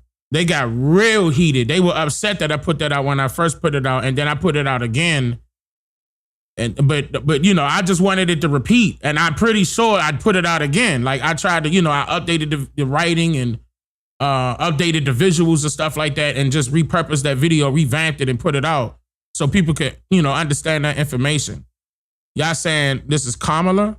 Oh man, she do favor her a little bit right here, but that's not Kamala. But she do favor her a little bit right there. Hold on, let me play that. Have actually written the records where it was put in that they were Indian, and someone went in and wrote black over it. And you can actually see in censuses from time to time where they may have been Indian in the first 3 censuses. Okay, so basically, just in case y'all can't hear this, what she's saying that the records were changed, the census records were changed. You could see in the beginning that they were put in records that they were Indian, and they got changed to black with the letter B. They wrote black over it. You see that right there? You see how you see an I? You see what I'm saying? Like wrote over it. That's what they were showing. Like you could tell it was written over. But anyway, and keep in mind it was cursive writing. Cursive writing. where they may have been Indian in the first 3 censuses, and then the last 6 of their life, they're considered black. We are the original people of this land. Shout out to Barbara Rossin. Reclassified. Set it on fire. Fire. Fire. Hold up. Fire. Fire. This Barbara right here. Hold up. All right, hold up. From time to time, where they may have been Indian in the first 3 censuses, and then the last 6 of their life, they're considered black. We are the original people of this land. Talk to him, Elder. Reclassified. But we was already living here when the Spanish, when the French, when the British came here. We've been here for thousands and thousands of years, not only in America, but in Canada, in Mexico, Central America, the Caribbeans. These people took over our lands, not only in America, but Papua New Guinea, Africa, Australia. Talk to him, Elder. The Pacific Islands are the original home of people that look like us. Toasty! Oh, no, right? Barbara Rossin is still on YouTube, by the way. Yeah, it is low, y'all. It is low because whoever edited that video, their audio was low. That's not my edit at all, but the audio was low. But that's why I have my music out. You know what I mean? So you could try to hear it the best way that you can, but their audio was low. I used to have it set up where I hit a button and boost their audio. But actually, I still have that button. Wow. I wonder if that button still works. Because I adjusted my settings in here. I don't think that button exists anymore. It's saying that it is getting boosted though. Let me double check that real quick. I'm interested in knowing. I'm about to look at it live. Let me see. Oh no, it is still working. All right, so let me bring Elder back. Hold on. I'm about to, matter of fact, because we couldn't hear that one either. I'm about to play this one with everything boosted. It's still in there. 24. People have actually written. Y'all can hear this better now? Where it was put in that they were Indian, and someone went in and wrote black over it. And you can actually see in censuses from time to time where they may have been Indian in the first 3 censuses, and then the last 6 of their life, they're considered black. We are the original people of this land. We have been reclassified, but we was already living here when the Spanish, when the French, when the British came here. We've been here for thousands and thousands of years, not only in America, but in Canada, in Mexico, Central America, the Caribbeans. These people took over our lands, not only in America, but Papua New Guinea, Africa, Australia. Let that sink in. The Pacific Islands are the original home of people that look like us. All right. But that was better, right? Remind me, y'all, that I had that boost button because I almost forgot it. I ain't gonna lie that I had that boost button. Let me turn that off now because it's gonna boost everything else.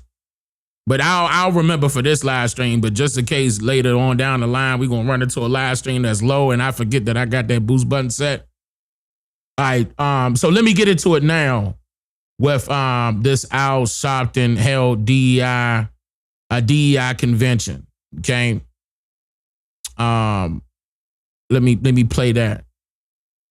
And somebody wanted me to play this really quick before I played that. I hate saying it like that, but hold on, let me play this, y'all, because, let me make it wider screen. Because I don't know. Hold on, wait, let me see. Justice, no peace. No peace. No glory. No peace, it's no peace. Oh, no peace? What does it mean, no justice, no peace? Oh, God. It basically means, I don't know, I don't want to do this. I'm scared. It just means something like that. No justice, no peace. Well, break it down for me. I'm going to break it down just like this. No justice, no peace. Okay, wait a minute. We're all equal now. Fox going ham. That's not fair, bruh. Fox is picking people.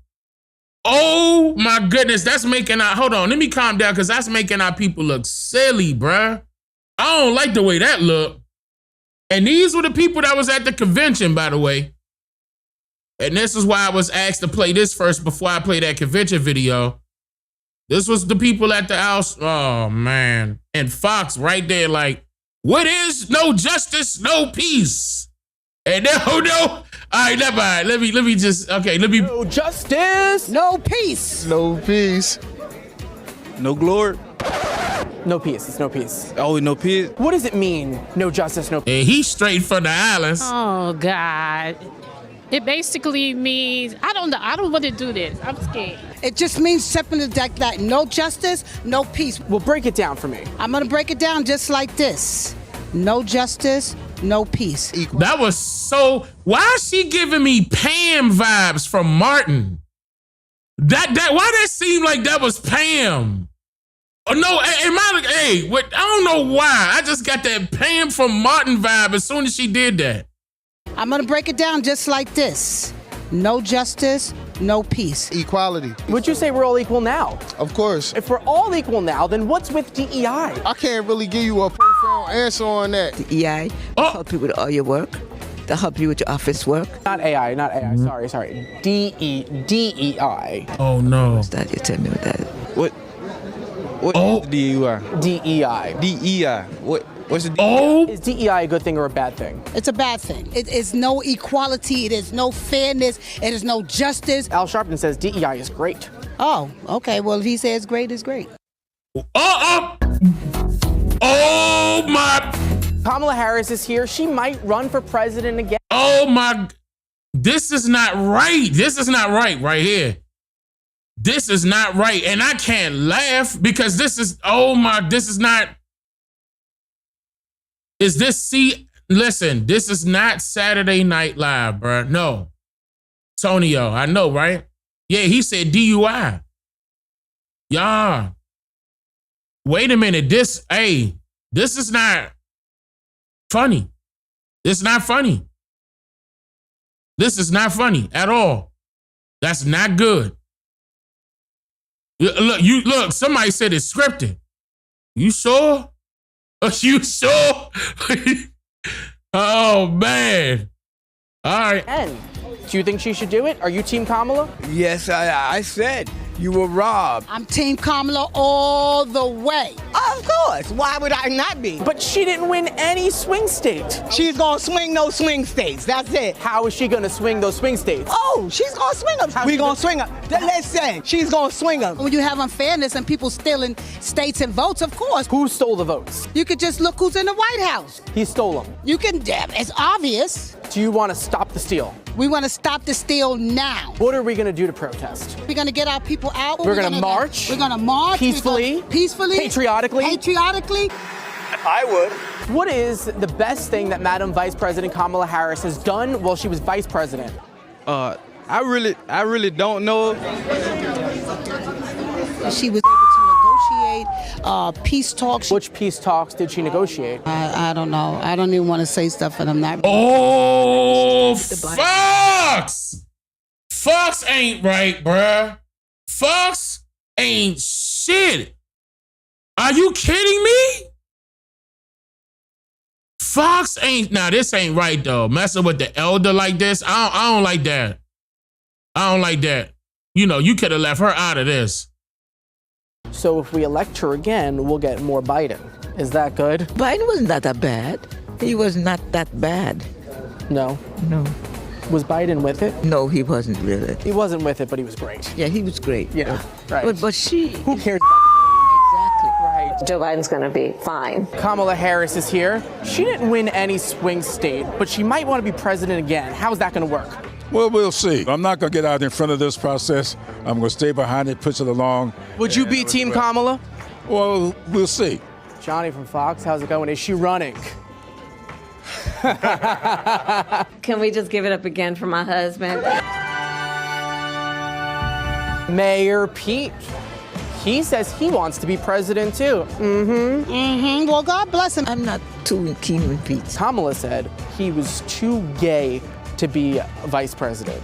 Well, Mr. Secretary, are you? Are you running? I don't have an answer for you today on that, you know.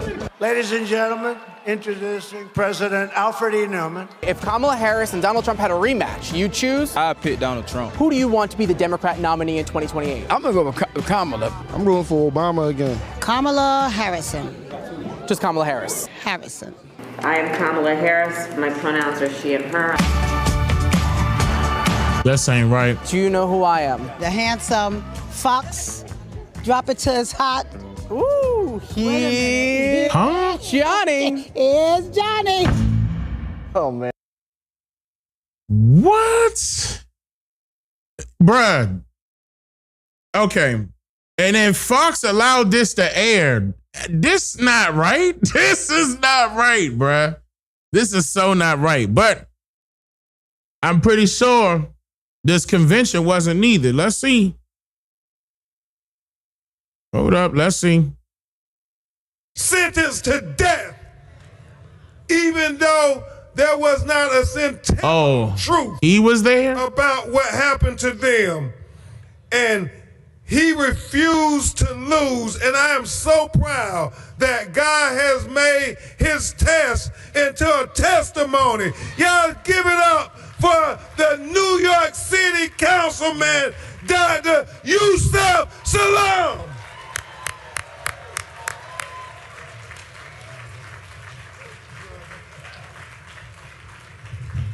And another individual who was an example for so many.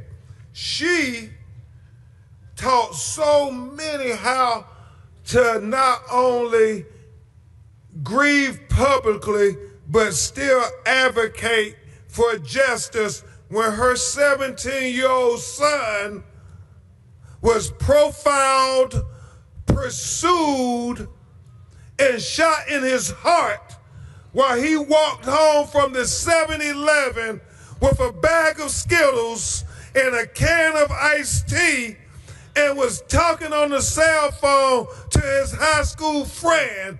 And this neighborhood watch volunteer. Okay, I'm going to skip past the introductions. Well, I mean, you know. Wait, damn. I'm glad I did. Wait, what?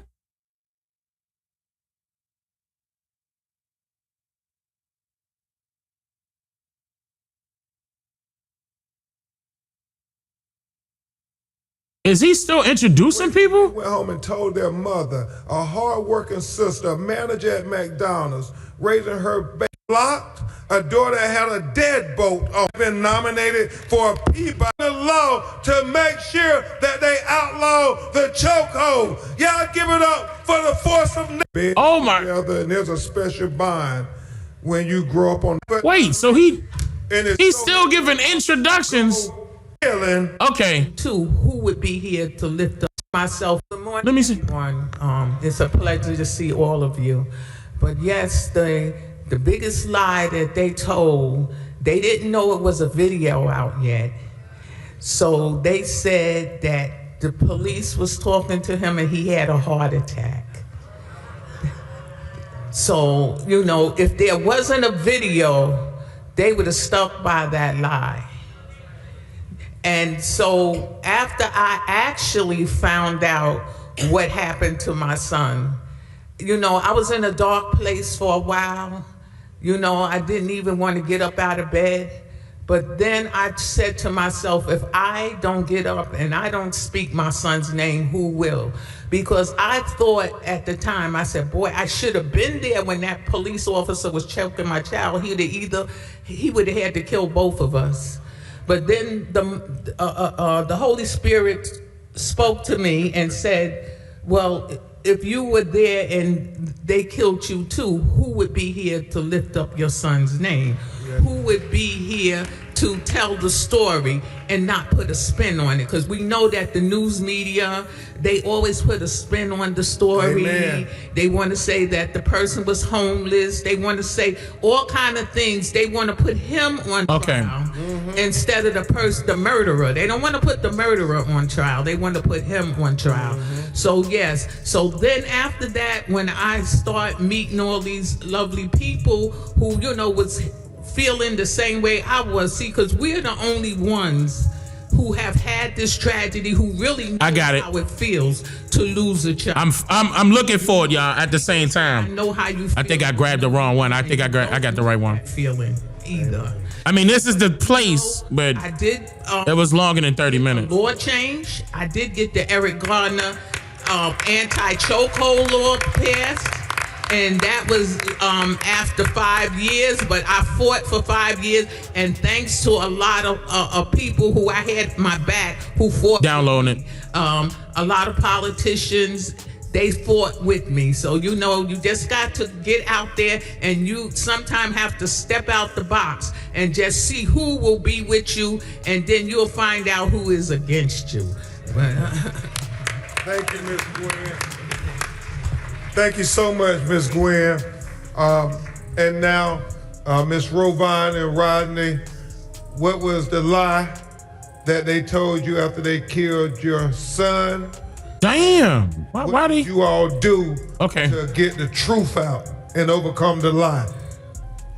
Good morning, everyone. Thank you. Why is that important? I mean, January 7th. not like that, but I'm just saying, like, what? DEI convention? And y'all talking about? Hold on. I'm downloading the whole one. That's kind of. I mean, okay. Is that appropriate? I'm trying to. Okay, hold on. I mean,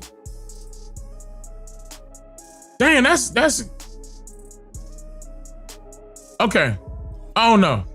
Good morning, I don't know. everyone. I'm gonna leave that alone. Yes. On January 7th, 2023. Why you want to ask somebody to? Just came to my door. Okay. And they told me my son was being arrested for a DUI. And it puzzled me because, first of all, my son don't drink. They told me that he was being transported to the hospital because he had got pepper sprayed. They also asked me, was he on some type of drug? And that confused me because they said that he came out like he was the Hulk or some damn body. When I asked them where my son was, they told me he was nearby. They didn't give me a location.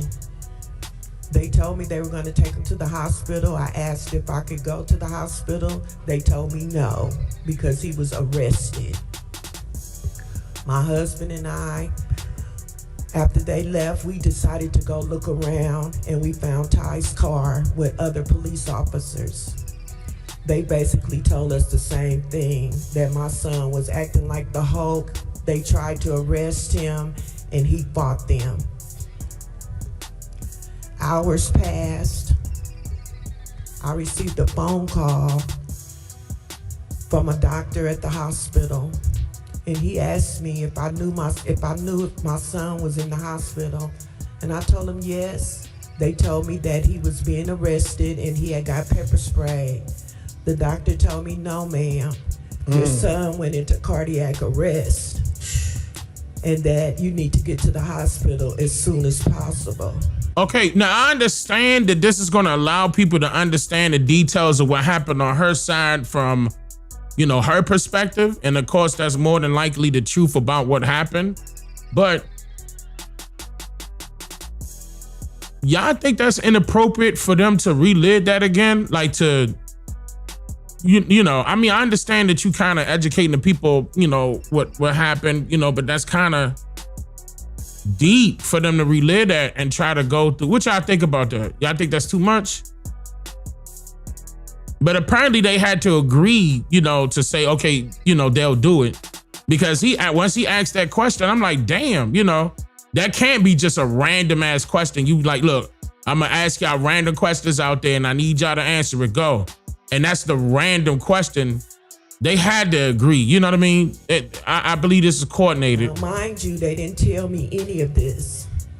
When I got to the hospital and I walked into my son's room, all I saw was him in a bunch of tubes, and basically he was brain dead. I was there for about 5 minutes, and next thing I know, TBI, which is the Tennessee Bureau of Investigations, all came in, and they removed every police officer in the room because they knew they had lied as well. Knowing that the police officers came to our door and just blatantly lied to us, was just something that I couldn't believe. I mean, how could you come to someone's door and lie to them about their child?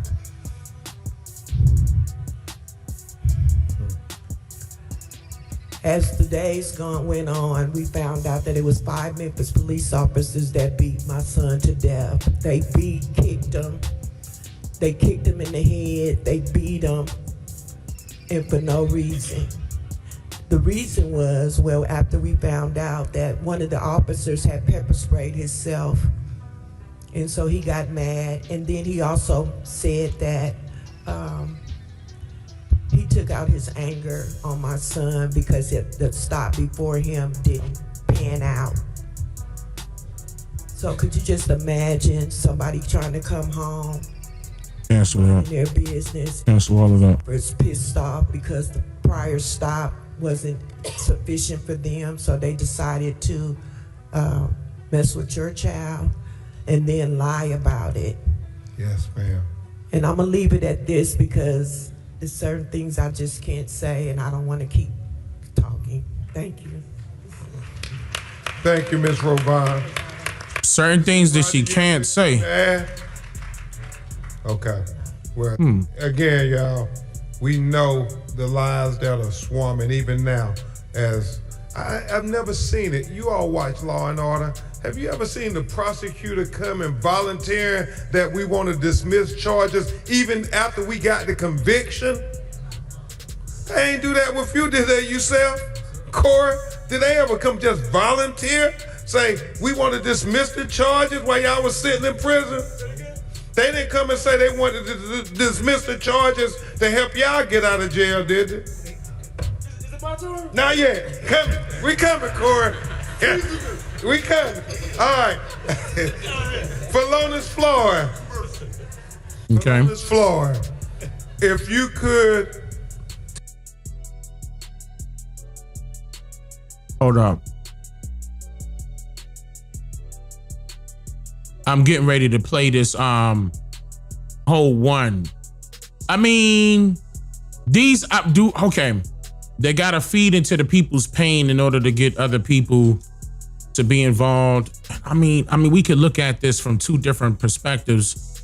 This could be a money grab, you know, to play on people's feelings and play on people's minds and their hearts and make them feel guilty for not assisting these people that went through something. They could be trying to push money to, I believe this is one of them get me moves. But I gotta cancel that. I gotta see the whole thing. Like this was only 30 minutes long, so this was an edit. So the whole thing is pretty lengthy, but we're gonna skip around. So I actually want to see what this is about.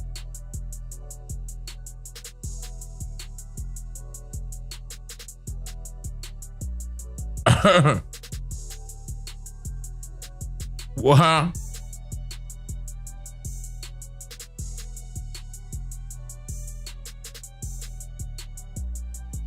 All right. Tell National Action Network audience what was the lie when they killed your brother that they told you all to try to justify it, and how did you all what did you all do to get the truth out and make sure that the lie didn't live forever?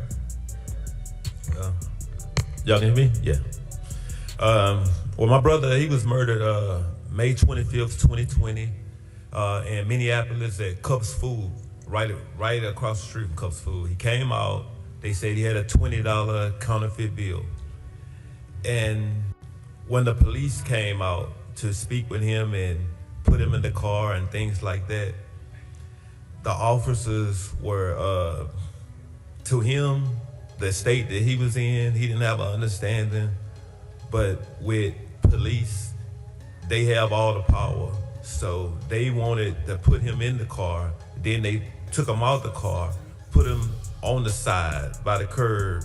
And next thing you know, they was talking to other officers, and then the Chauvin, he came. And when he came, he was a different police officer. He took my brother out, and he was agitated, I guess, and he just put his knee on my brother's neck. And my brother was crying, and he was screaming, and he was begging for our mother and stuff.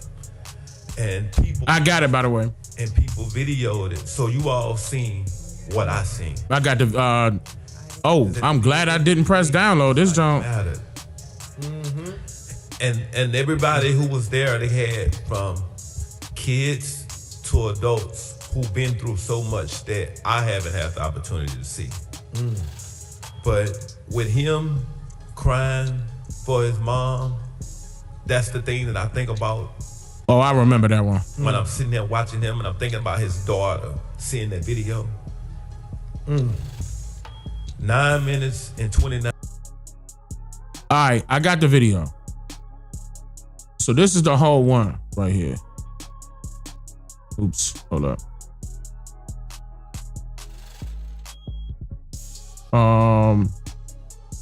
It was a live stream? Oh, they streamed it live to YouTube. Okay.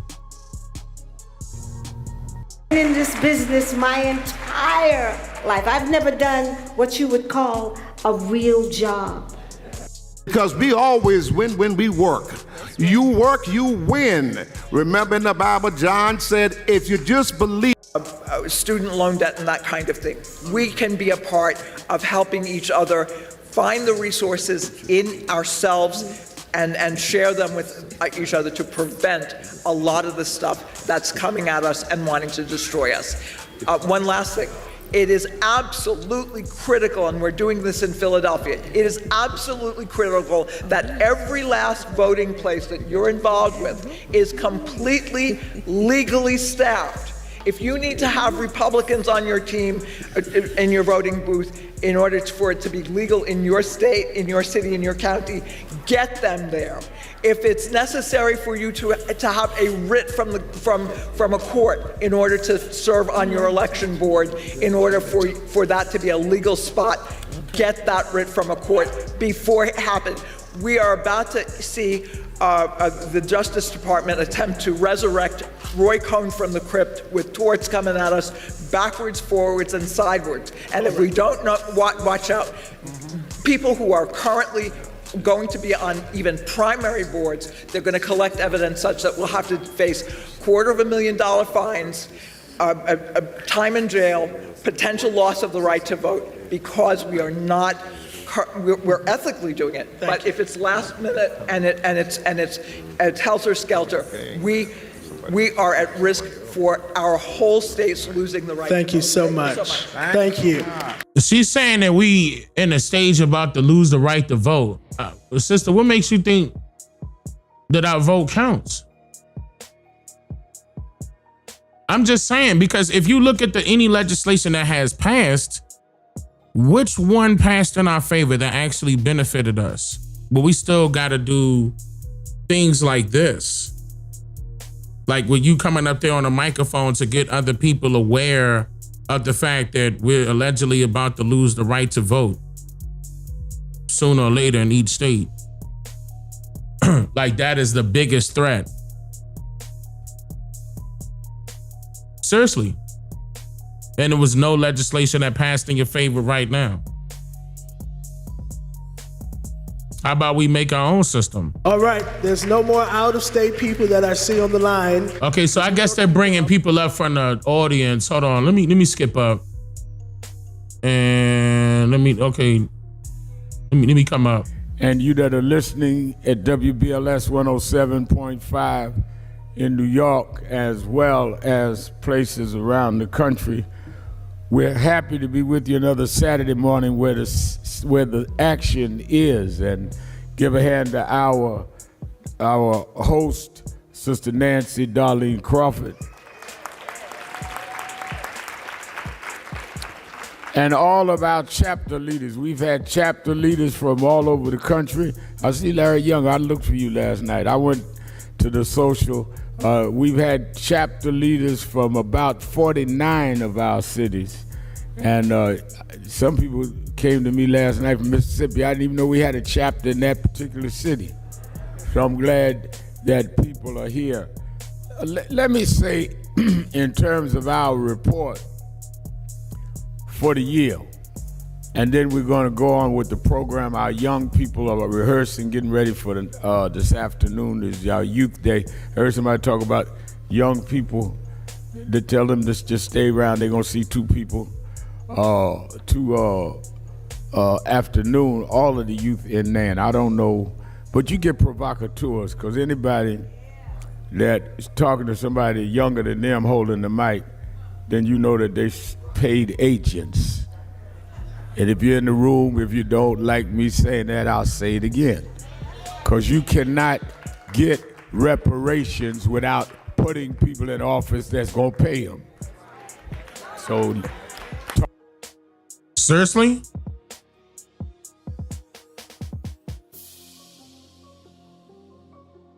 Seriously? And you think that lifetime is now? You think? Okay, National Action Network has a reported annual revenue in the range of roughly $8 to $10.6 million in recent years, according to its IRS Form 990 filings.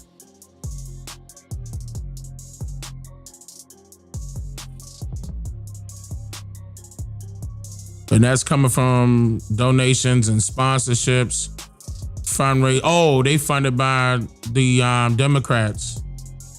Damn. Okay. Talk that ignorance somewhere else.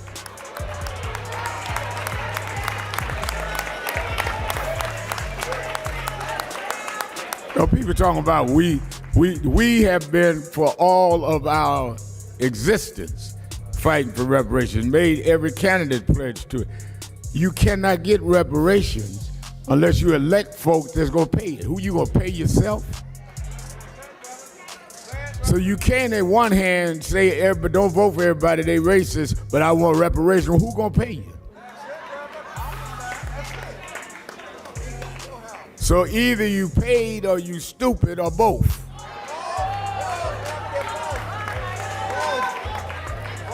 Okay.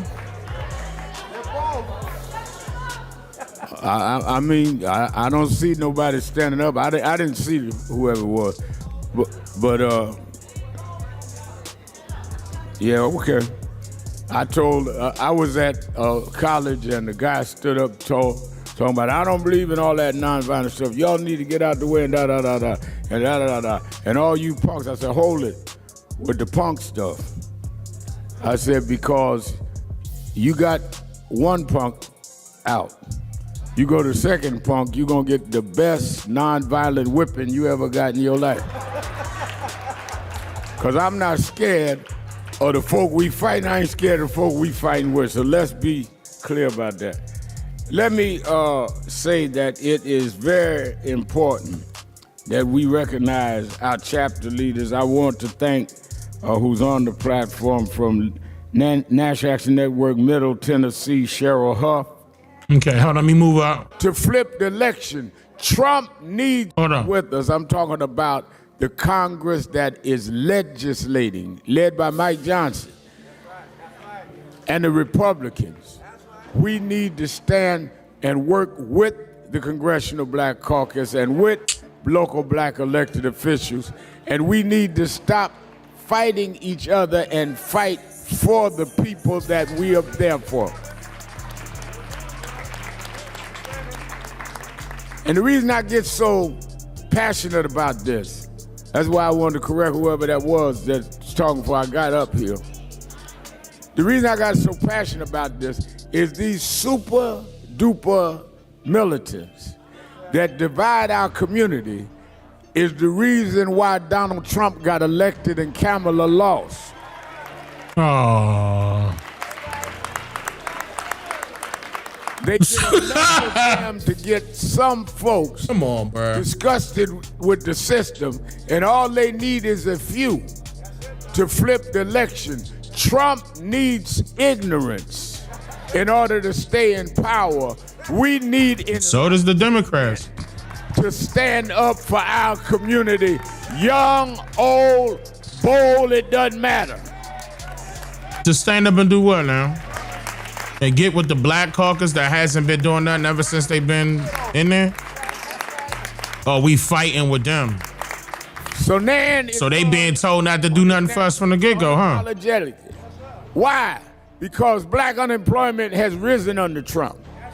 Why? Because he started his first day going after diversity, equity, and inclusion. Oh, here we go. We are an organization that was raised and trained. He trying to make it seem like DEI was benefiting us. My mentor, Reverend Jesse Jackson, who just passed. And they passed the baton on us. Reverend Jackson used to be every year for our convention. Coretta Scott King been here. They did theirs. Question is, are we gonna do ours in our generation?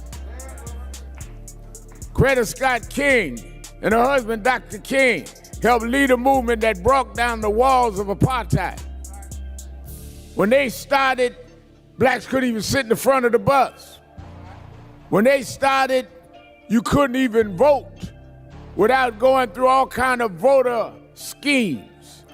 When they started, we couldn't even use a toilet downtown in Southern America. When they finished, we had the right to vote. When they finished, we ended up taking a black preacher that never held office and made it a national holiday, and the whole country had to close down. That's what they did in their generation. Jesse and his generation moved it forward to where we had black elected officials all over the country, black mayors, 3 black governors. Now the question is, what are we gonna do in our generation? They're trying to take back everything that was gained by our parents and our grandparents. We've got to be smart enough to not get in internal fighting that we lose the internal fighting. They taking everything that we got. Like what that already happened, and that did happen because we became voters. We became electors. Once we became electors, we lost the rights to everything that we owned. I covered this before, dealing with their movements, Black Power, and before that, the Freedom Now with Martin Luther King, as he mentioned. And you talking about somebody that wasn't into politics, but yeah, meanwhile, he did get bigger than politicians because he was acting like a politician for the people. Because he was being used and told what to say and what to do until his last years of his life, once he realized that the government wasn't going to do anything for us. But at the same time, Al Sharpton knows this. Jesse Jackson knew it too. See, it was not about, because let's just say, for example, okay, you saying so everybody going to have a chance at trying to make a change inside of this government. As long as we've been in this government, even before these, the time era that he trying to tell you where it started at, it started before that. We were the Republicans before that. Okay, so stretching back, we talking about the Whigs, and the Federalists. We talking about, around that time, we were already in office. We already had the right to vote. That was the 1800s, the right to vote. So the point is whether if we wanted to get down with their party, that's where we made the mistake at. We joined hands with the Dixiecrats and Malcolm X told you we made a mistake. We brought them up off the ground. They was a dying breed. Just because you got scared of the Night Riders and the KKK, because It was, okay, let me word this differently. They were doing things to our people, because they get mad when you start saying the L word, the LY word. But yeah, they were doing that to our people and their own people who were Republican, by the way, And again, that's how we know those people were Democrats, and nobody's going to, you're going to be with the same people that killed you. You're going to be down with the Democrats, the same people that was burning up houses, burning crosses, them people. You're going to get with the Ku Klux Klan. Why you think they were wearing masks? So they won't show you that they were the policemen and the politicians.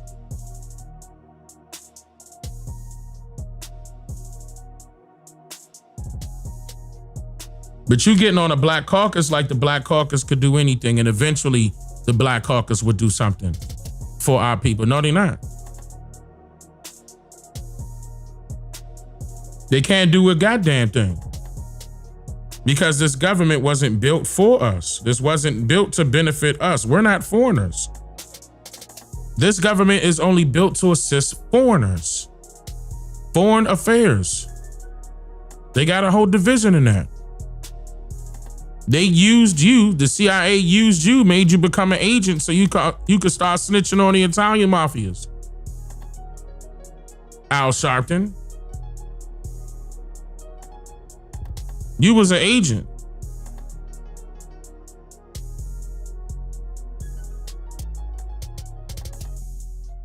The same thing you was doing, Diddy was doing. Yeah, I know they trying to say Diddy out of jail now, right? TMZ first reported it. I don't think they put an article out on it though. I was trying to find it, but they did report it. They said that this was like 2 or 3 days ago that he was released. This was either 2 or 3 days ago. And again, that could have quietly happened because you know how some of them people be new that be working in TMZ and leak something out because they get the information quick out there some type of way. I don't know how TMZ be getting that stuff quick. They work with somebody in the government, but they got that information quickly and reported that, and I believe they must have took that down. But that's what happened. But they were the first ones to report that. You believe it? Yeah, it could be like some underground stuff happening with that, and they want to keep that quiet. Yeah, some insiders here. I wouldn't put it past them. Whole big fight that brought us this far.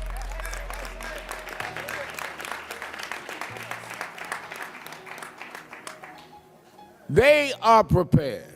And what I meant by he was doing the same thing that Diddy was doing, I'm not talking about the trafficking part. I'm talking about working for the government. Children of those.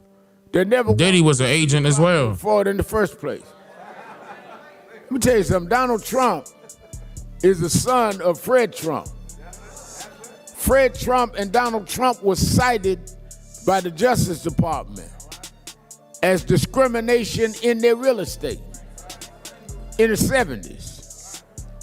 Donald Trump is cited by that in his businesses way before he became known, less known a politician. They are standing up for what they believe. Question is, will we stand up for what we believe? This is our time. That's why I said when I spoke at Reverend Jackson's funeral, they did theirs. Jesse Jackson, Jackie Jackson sent 2 sons to the U.S. Congress. When they were born, they couldn't even vote in Greenville, South Carolina, and Florida, where they were from. So the question is, rather than or they would lose everything if they did. Who provided for you? The question is, what are you going to do for your children? See, in other words, in order for you to become a voter in this system, that's what they changed 1871. As soon as you become an elected voter, you lose everything because now you're not a sovereign. Now you're a citizen. You're giving up rights to get civil rights. You're giving up your God-given human right to get civil rights. Becoming a citizen is an issue. And see how, look, and that's just me doing, how long I've been doing my research, me knowing that was the issue. Us attaching ourselves to their government. How come people like him and other people that know this history haven't figured it out yet? What the issue was? Like, how long do you think we need to wait in order to get more people in this government to control this government when it was always fraudulent to begin with? They wrote themselves in 1871. They incorporated themselves. That's what we need to do. They copied our script from the get-go. We just never got back to it. That's why they called it a republic, because it was public at first.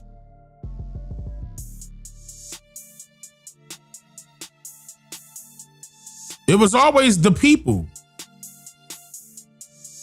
So when they wrote themselves in and they turn around and say, okay, like how they said we the people originally, let's say we the people this time, but only the people dealing with the government. Only the people that's associated with the government will benefit.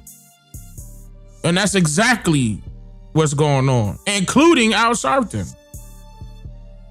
You benefiting because you work for the government, nigga. Stop playing. Done for you. Your mama and daddy made sure you had a better life than they had. Trump is taking that life from you, and you too busy calling folks names rather than getting the work done and getting out here and making sure we defend and hold what we got. Now, nobody's more concerned than I am that we should be making more progress, but we gotta first stop the regress. Before you can go forward, you gotta stop them from pushing you backward. Trump has stopped DEI. Okay. You have major corporations. You have major we still do. athletic companies now. We still do. We have to end diversity. That will unemploy people. That will stop black contracts. That will stop all that we have gained.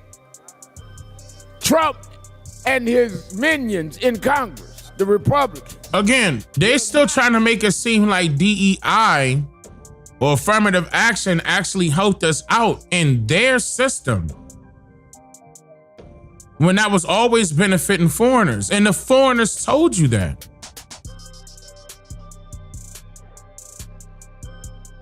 Al Sharpton is 71. Yeah, Al Sharpton is 71. He was born in 54. Renewed the Affordable Care Act. I get tired of people talking What'd I about say? Obama didn't do nothing. I hope I said that right. I hope I said the Affordable Care Act. There was nothing done. What'd I say? No, I said affirmative action. Okay, no. I think that's what I said, yeah. You can't undo nothing.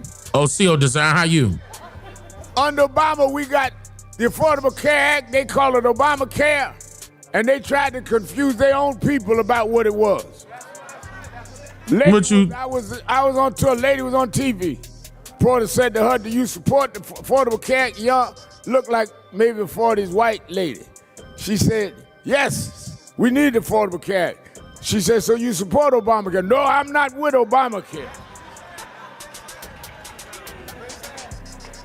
They use the language of race to try to push us back. It is our job. Yeah, like the term black. On the ground. That's why where your chapters are is ground. When I come to your city, we go in the ground. I don't go down to the convention center. We go to the ground. Because change comes from the bottom up, not the top down. Now, I disagree with that. So you mean to tell me that a company can be held responsible for its own actions? When you want to change your company, you got to change your company from the top down, not the bottom up. You're restarting from the bottom up, but if you want changes, it's top down. Top, bottom. Folks that's running the company need to be held responsible. And then everybody else.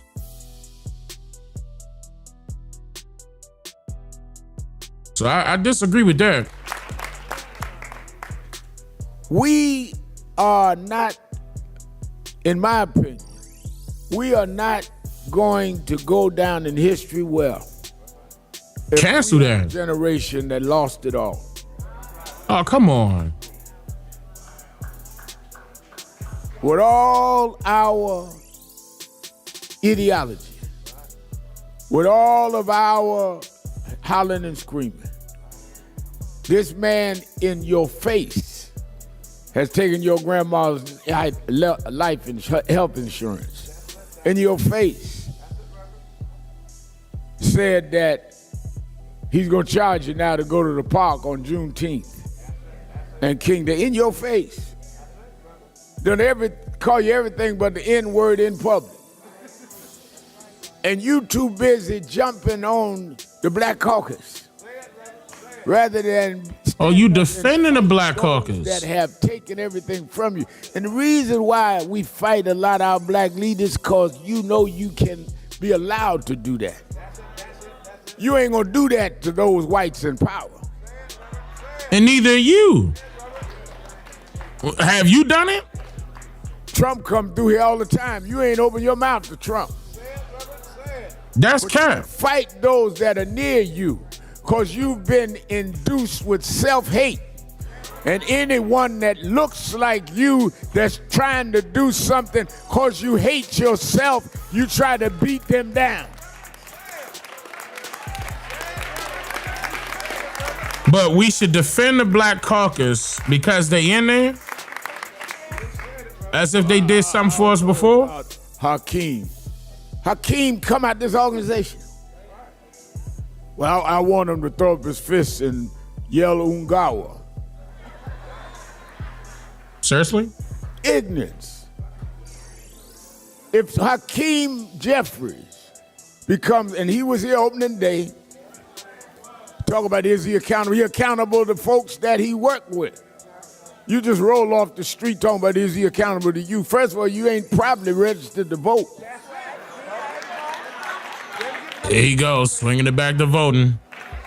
See, that's why Jesse and them used to try to hold me back, because I like fighting. You want to fight, call my house, get me. I wake up in the morning looking for a fight. I get up in the morning, slap the pillow. I'm mad at the pillow.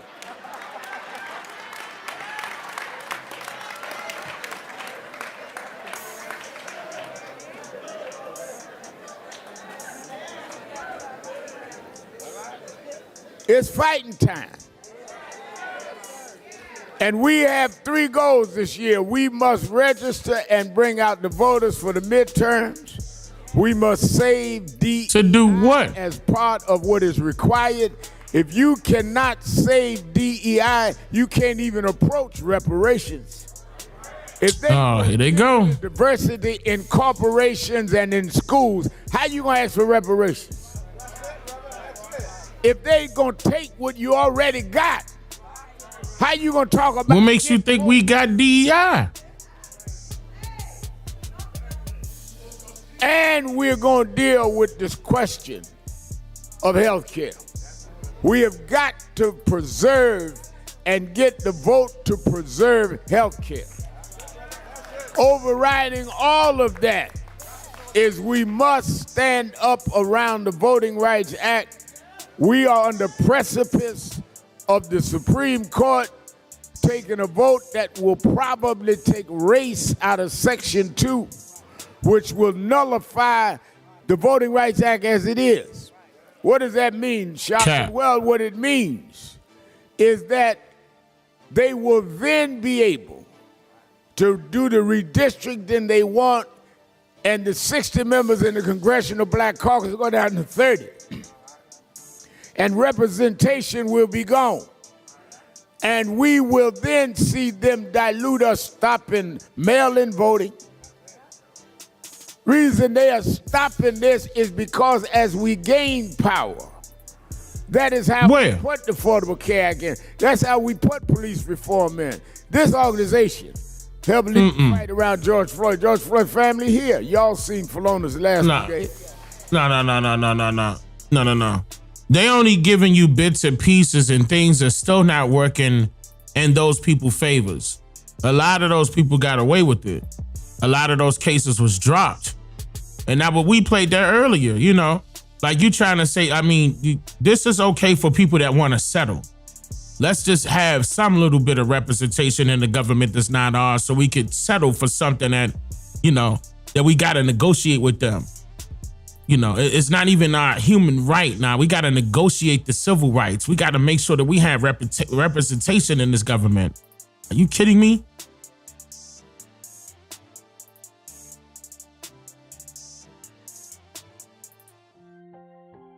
What's the answer?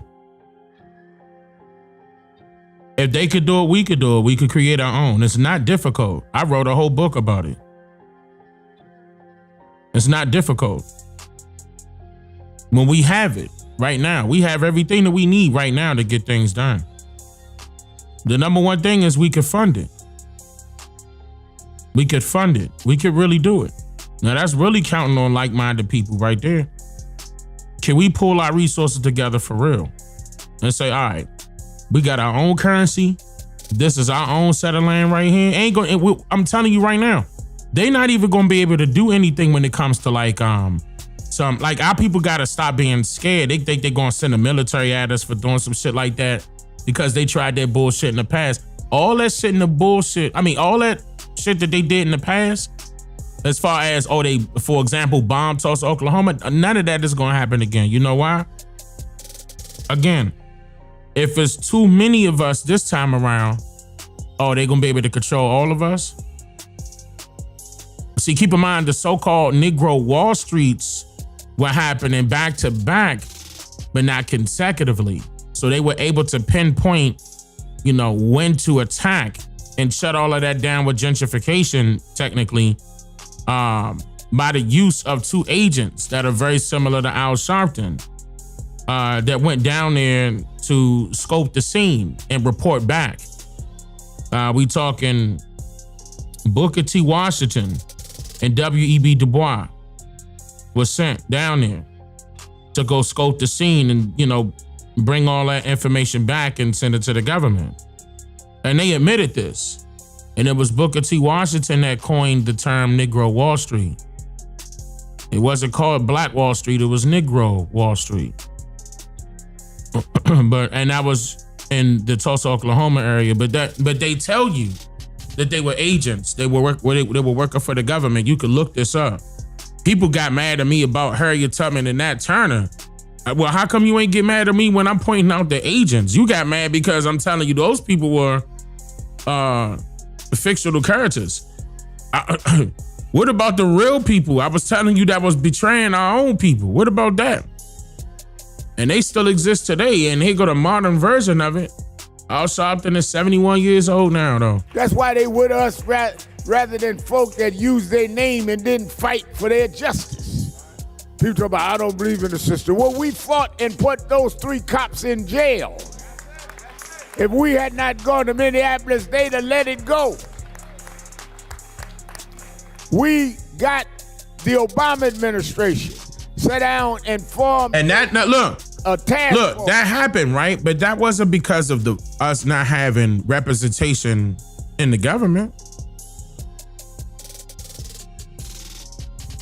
The fact that you had to fight to put those 3 men, the 3 police officers in jail, does not mean it's because or due to the lack of voting. It's not due to that, or the lack of representation in the government. It's not due to that. Do you know how many foreigners are in the government? It's so many people inside of the government with dual citizenship. It should be studied how they got that done. They infiltrated this government quickly. But again, they only going to favor those that they pick, again, to go back to what I was mentioning earlier in my documentary segment, survival of the fittest. But that's a racist tactic, you know? And then all other people is inferior. They want to be the supreme. And that's the supremacy part of it all that our people are misunderstanding. It's not about getting with them, okay? And then meanwhile, we turning around saying, oh, we owed something though. What makes you think they want to get with us? You see what I'm saying? And we also got our hand out at the same time. No, we are owed reparations. I agree. But the only way we could demand that is if we represent ourselves as a nation.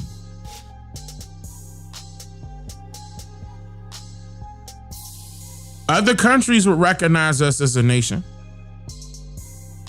Morocco recognized them as a nation. They recognized Israel as a nation, 1948.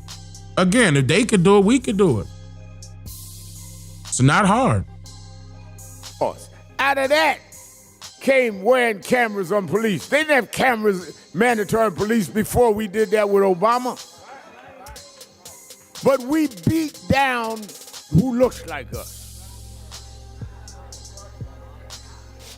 Obama ain't done nothing. Kamala. Black Caucus ain't do nothing, bro. Trump Tower right up the corner. You ain't walked by there and said nothing. Because we ain't there. He right up the block. Go to the corner, turn left, walk up 3 blocks. Trump Tower. Cuss all you want to cuss.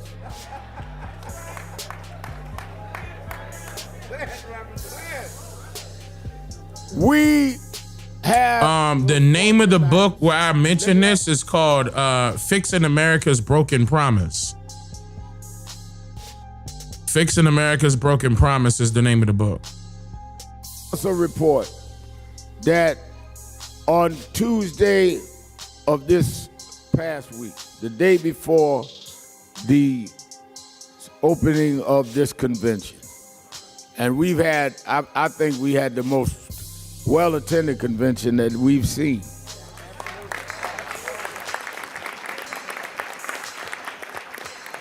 This room here holds 2,500, and there wasn't a day that it wasn't packed all the way back, and then our other rooms having their workshops.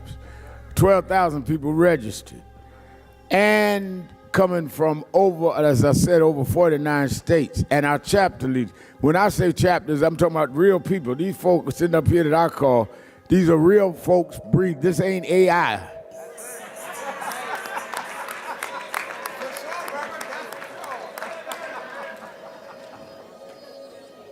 Tuesday, the day before we opened the convention, one of our goals, Larry Young, we achieved.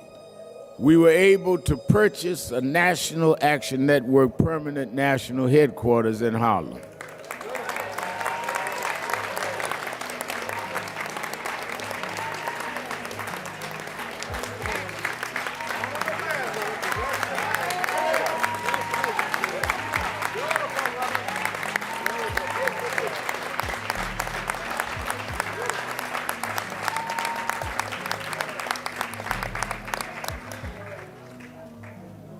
We had been negotiating and talking to some and was working a deal where we was gonna have a major structure that had not been used for several years. And we worked out there was gonna be a 99-year lease with option to buy.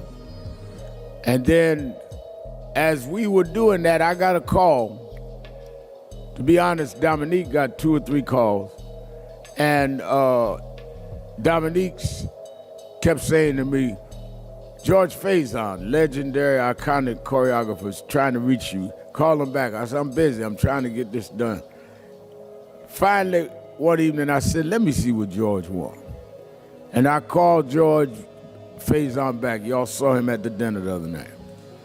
And I said, how you doing? He said, Reverend, I'm 80 years old. I'm ready to move on to do something else. He said, I'm ready to sell the firehouse, Faison Firehouse. 5 levels with a theater on 124th Street in Morningside.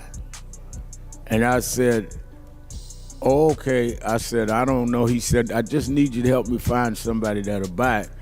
The president of this organization, Al Sharpton, he with this company right here, he makes $465,000 a year as the president and the CEO. The executive president, her name is Ebony Riley. She makes $125,000 a year. Because I don't want to sell it to developers. I'm tired of seeing our community gentrified. I said, well, how much money you looking They got for, George? they got $3.7 million in assets and $2.2 million, almost $2.3 million in liabilities. That's actually they're actually on the even side. They got $2 million to play with right here, and just that alone.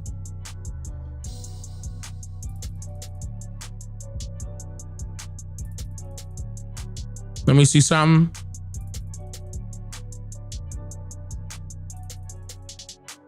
So their expense, what? Their expenses.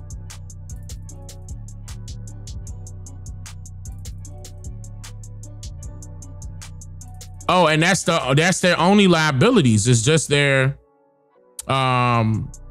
is this a 501? Hold on, this must be a 501. It is. This is a 501c4. Okay, so this is a social welfare organization. Okay. I wonder if their donations are tax deductible. Oh, it's not. Donations generally not tax deductible. Okay. So they do get donations, charities. So I mean, they make pretty good money. In 2024 was 10.6 million. So, I mean, it's 2026. I'm pretty sure once their numbers go public for 2025, they should be roughly around 15 to 20. Let me double check that. Yeah, they should be around 15 or 20 million.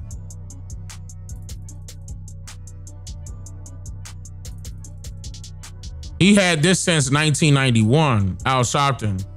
Come on, bruh. He said, you had this for a long time, and $8 million, but I'll take what are you doing? I said $6 million for firehouse. Well, and you got all the same stuff in there. Oh yeah, and the firehouse has got no structural problems because it was a firehouse.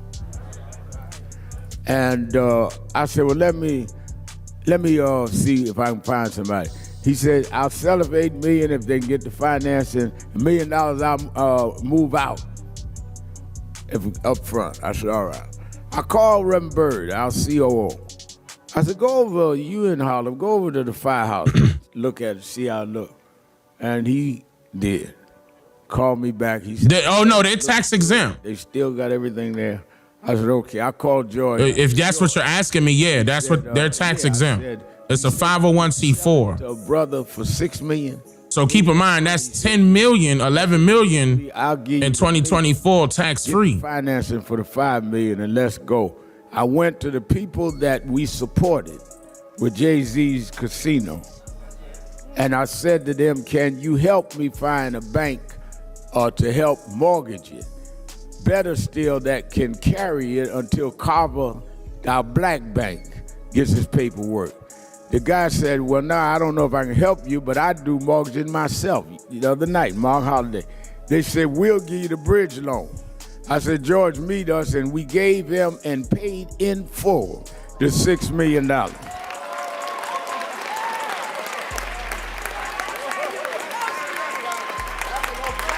I don't know what year that was, but it don't look like that happened. According to the records I see.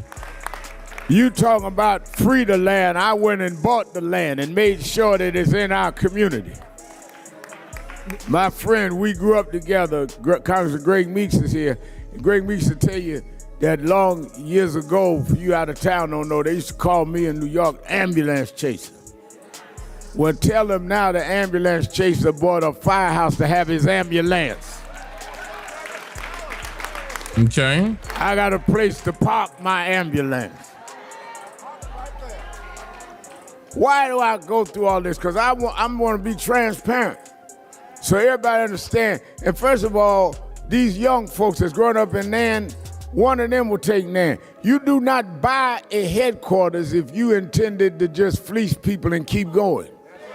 Is that what he's referring to? His headquarters for $6 million? That I want Nan to be permanent and be here long after Okay, that's what he's referring to. So he's referring to his headquarters was $6 million. Let me see. So that must have been brand new. That's probably why we don't see the reports. Because right now they're only up at 2024. So they must have just did this. And okay, I'm looking at it now. So Al Sharpton's nonprofit signs a $5 million loan with SL Green for headquarters. This is in Harlem. And this was yesterday. Damn. So this was yesterday. This is a fresh ass loan. And he got 2 spots. He also went with Fort Lee Federal for something in Mount Eden. It's up under 50173 Real Estate LLC. Oh, it's as the broker. Yeah, okay, yeah. I'm just a nosy person. Don't mind me. I'm just looking into things as we watching. We could have kept renting if this was about Al Sharpton. This is about your child and your grandchild and my grandchild. I want my These are not big spots. I can't walk him down the street, Greg Meeks, and say that is Marcus Garvey's building. I can tell him the Garvey story. I can't tell him where another agent folks in Harlem that were activists left their building. But I want him to be able to say to his grandchild, this is where Al Sharpton and that generation did not no justice, no peace.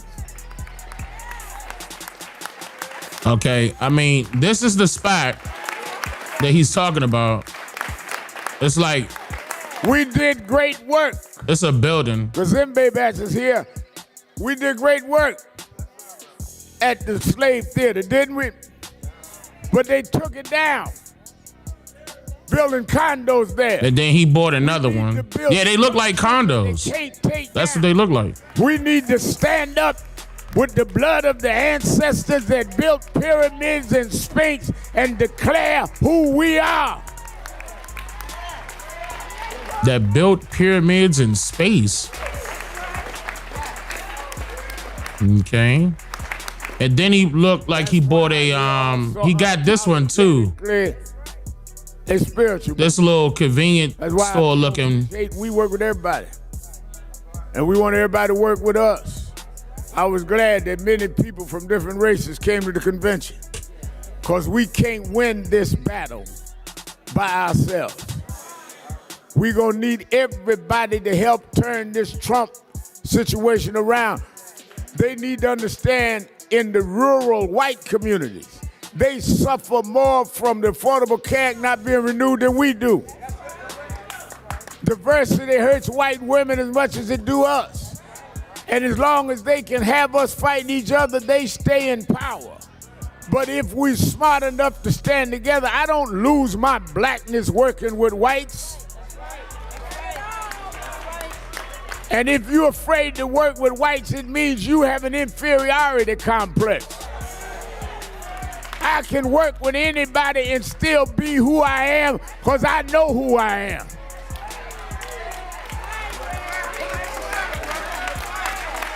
Do you really?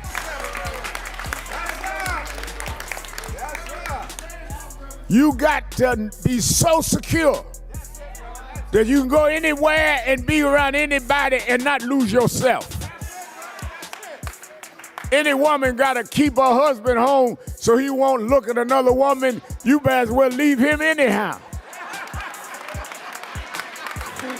That was just random.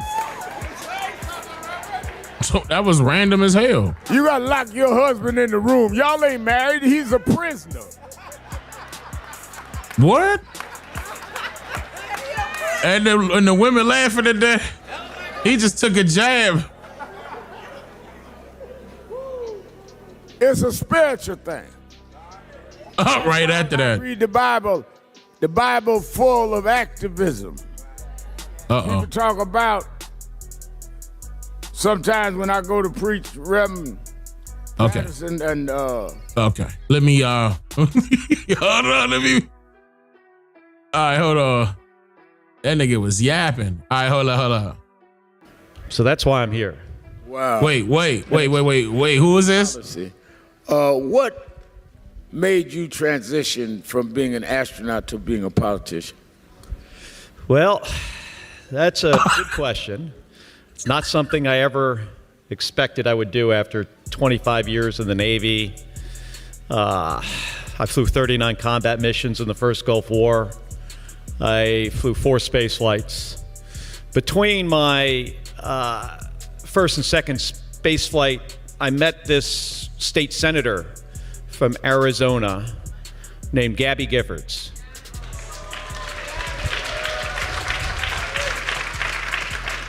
And, you know, as many of you in this room know, that on this January 8th of 2011, I got a phone call. I was back home in Houston, Texas, and Gabby was meeting with her constituents, and she got shot in the head, nearly killed.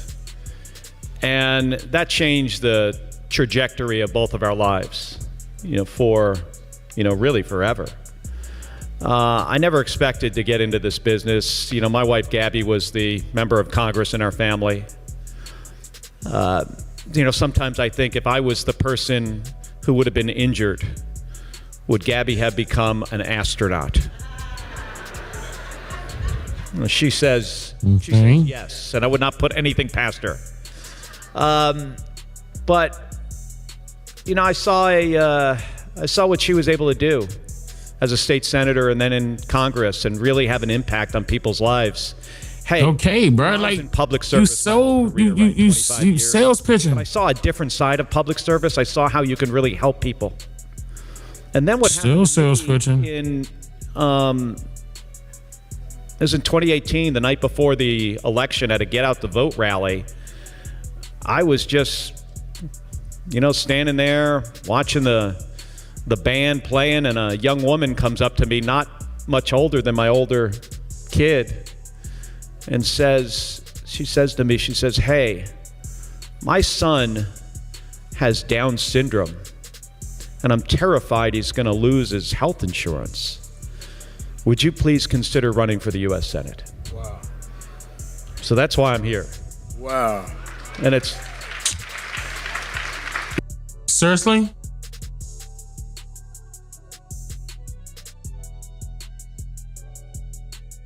Seriously? Who believe that shit? Type 14 if you believe that shit. Type 13 if you don't believe that shit. Type 13 if you don't believe that shit. Type 14 if you do believe that shit.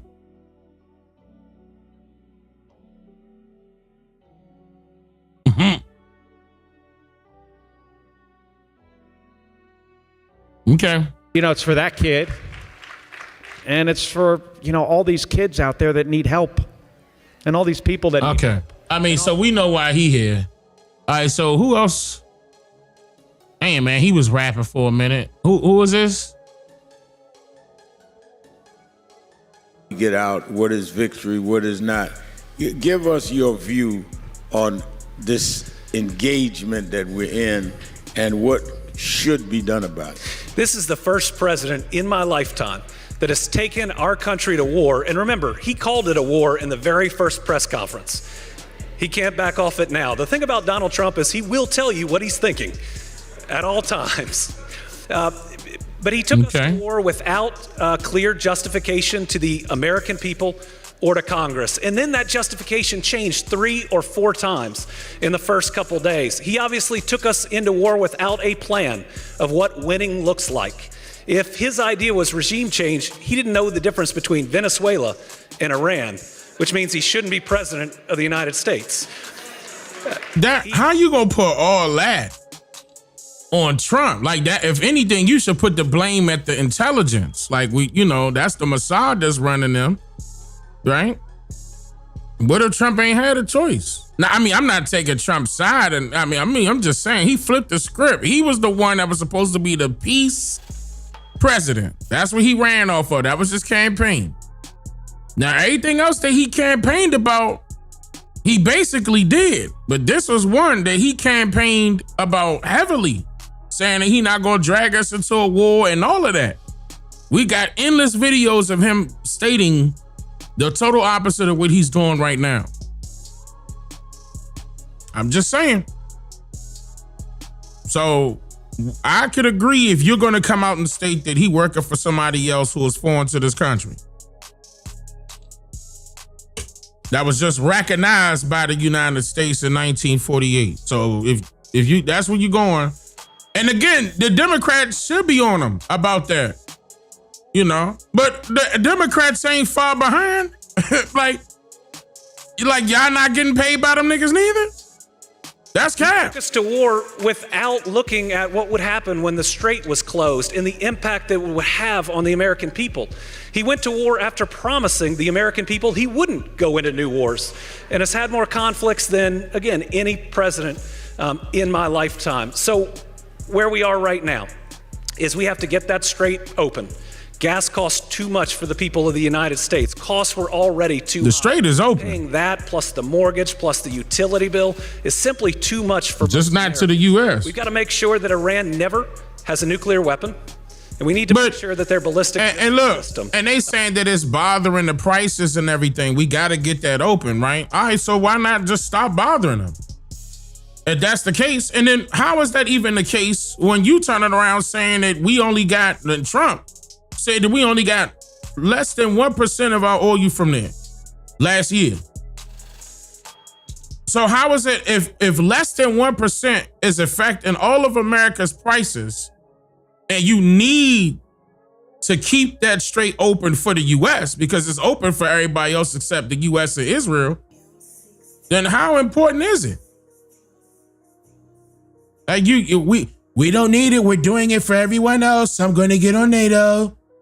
I'm just saying, like, make it make sense, as they say, right? Make it make sense. It don't make sense right now as to the reason why you need to take control over the Strait of Hormuz when you don't need the Strait of Hormuz open for your own oil. I'm just saying. Has been destroyed. I think that we are on our way to a couple of those. But again, with this guy changing what he views as a win or a loss and how he somehow defines regime change as going from a guy to his son, who is probably more radicalized now than ever before, is something. Come to domestically, we're a civil rights organization. This whole fight around diversity, equity, and inclusion that Donald Trump has labeled in distorted ways, and then some that have been in position has not practiced it themselves. Even some in liberal states, liberal cities, that call themselves progressive, but progressive for who? If we can't get the contracts in the black community, brown community, we can't get the jobs. They are really using a title to hand from one generation of exclusion to another. Explain to me how you would stand on DEI and how you deal with diversity as governor of Kentucky today. It's amazing that we have a president in Donald Trump that claims that racism doesn't exist while he shows us what it looks like every single day. I've been proud as governor to veto every anti-DEI bill that's come across my desk, and I've done it in a Trump plus 31 state. When I look at the way I govern, I believe that diversity is a strength and never a weakness, that we are better off having more voices at the table. And listen, I recognize that I will never be able to feel the pain of racism. I'll never be able to bear the scars of a history of slavery and Jim Crow, redlining, all of those difficulties that have been thrust on so many Americans. But I can listen, and I can try to hear. I can make sure I'm surrounded by leaders who have felt what it feels like, and then we can work to find those solutions together. In Kentucky, we have been intentional. We've been intentional at making sure that jobs come to areas that haven't seen enough jobs. West Louisville is our largest African-American community. We have now landed about 1,000 new jobs in that community in the last 6 years, and we recently built the first hospital in that community in 150 years. In its first year, it saw 60,000 patients. 60,000 people didn't have to go 40 minutes or take 2 buses. They were able to see a doctor in their own backyards. Kids were going to be healthier. Seniors were going to be healthier. It's the only pharmacy in a number of different blocks. What we've tried to do with some of the new businesses we've landed is incentivize hiring folks from the 8 neighborhoods around to make sure that people aren't just driving into our African-American communities, but that people are being hired from. And so, if you built these places inside of the needy communities, right, then why would DEI or getting rid of DEI affect these places that you're mentioning? If you're stating that this is, some things that you were responsible for establishing, if that's the case, then what does this have to do with DEI efforts into keeping DEI in, as if DEI is beneficial for just one group? DEI was never established that way. I don't know why they're positioning DEI as if it was established only for Black Americans. And it's nothing, not even the Civil Rights Act was saying that. And again, this is affirmative action. DEI is going back to affirmative action. That was never, now, I'm not trying, okay, so at the time, discrimination was against Black Americans. And that, in hiring or in schools and public life in general, right? But the problem is that that's still happening. So what makes you think that DEI was actually for our benefit? Everybody else benefited from DEI when it came to the workplace and, equal treatment. Women took advantage of that. The Hispanic community, those so-called Native Americans, the Asians, LGBTQ people, they got way more rights faster than our people. When they was pushing real hard, when the LGBTQ community came out and pushed real hard in order for them to have rights and not be discriminated against aside of in the education and hiring, they moved very fast for them to get rights. Okay, again, they got rights faster than everybody. Okay, everybody. It was like I never seen it move that fast ever. And they moved extremely fast. And I was like, damn, and we still ain't, have no civil. Again, this is not human rights. This is civil rights. Let's go back to what I was saying originally. Keep that in mind. This is the civil rights that we're referring to when we saying DEI, when we're saying affirmative action, we're saying the Civil Rights Act. Okay, racial discrimination is civil. It's civil. Okay, but yeah, again, everybody else benefited from it. The reason why I brought all of that up is because everybody else benefited from it, and our people have not. Our people have not. They're still gonna mistreat you. What about, is DEI saving us from us being taxed differently than every other person? For example, we could be doing the same exact job and carry the same exact job title, but our pays are not equal. Does DEI help us with that? So how is it equal? It was never equal. It was never on an equal footing. And this is the reason why we say we need. We go to the government, we need. Okay, so why can't we do it for ourselves? We know what we need. We could do it for ourselves. Yes, and higher taxes. Yeah, we pay higher taxes than everybody. Male and female. Yes. That's a fact. And they make sure that we get paid less than everybody too. Keep that in mind. If they taking out more taxes, what's gonna happen? You see what I'm saying?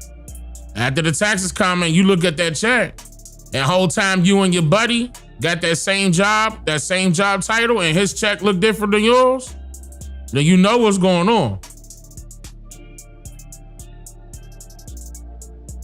From within them. DI ain't saving you from that. Try to create good jobs for everybody, knowing that lifts everyone Good up. jobs. Since I've become governor, we've had the first, second, third, and fifth best years for economic development. Okay.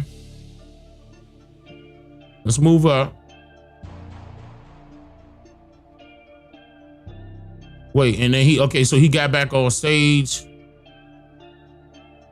Oh, Lord. Hello, it's the White House operator. Will you hold for the President of the United States? I'm like, who says no to that question? And I want you all to know I miss Obama. I miss Lord. too, but I really miss Obama. And I said to the woman, yes, I'll hold. The next thing you know, I hear my second favorite Obama, Barack. Whoa. Huh? Whoa, what did he say? He missed her husband too.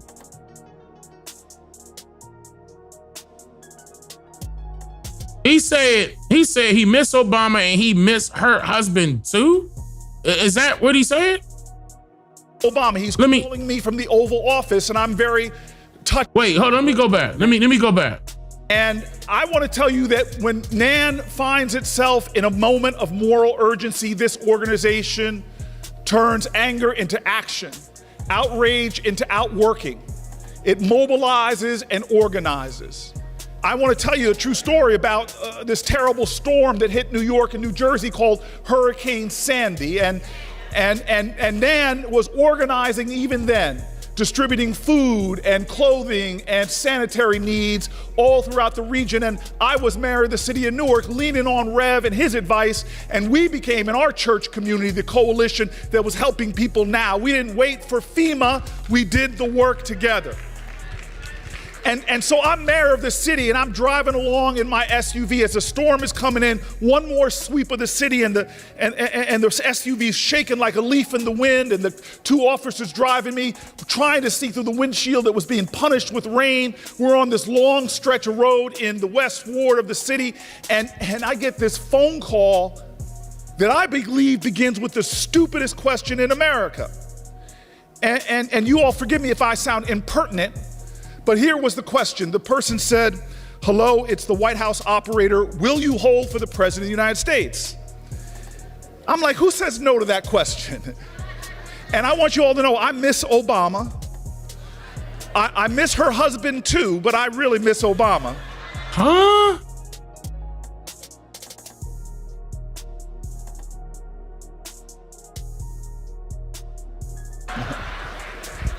And I said to the woman, yes, I'll hold. The next thing you know, I hear my second favorite Obama, Barack Obama. He's calling me from the Oval Office, and I'm very touched by him. He knows the storm is hitting our region, and he's calling to check in on me and the people of the city of Newark. I hang up the phone with him, and the phone rings again as if these two people planned it. I had just gotten a call of grace and decency, and I answer the phone, and this time I recognize the voice. No operator. You all don't know who he is, but he was the governor of my state at the time, Chris Christie. Now listen, this is not a time for partisanship. It's a time for purpose, and he's doing the same thing. He's calling to check on me and the biggest city in the state. I hang up the phone with him, and I'm going up a hill. And at the top of the hill, I can see at the peak, I don't see anything through the wind and the rain and the dark, but I see a light swinging back and forth. And as we get closer, I see it's a man swinging a light. And I'm wondering what he's doing out there. And then I get a little closer, and behind him, I see all the trees had come falling down. And they pulled down all the light poles and pulled down all the wires. And we pulled up next to him. We were going to call the emergency vehicles, alert them to the situation. But I will tell you right now, when I pulled up, I rolled down my window and I see it's an elderly man holding this big light in a yellow slicker, and I yell at him, "What are you doing out here?" And then this man looks at me like I just asked him the stupidest question in America.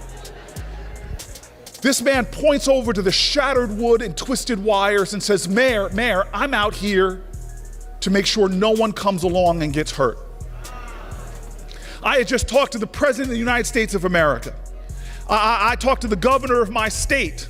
I'm the mayor of the largest city in my state, but I will never forget that the greatness I best saw exhibited that night in a savage storm, in dark of night, in wind and rain, was the man who stood on a hill holding up a light in the night so that other people won't get hurt.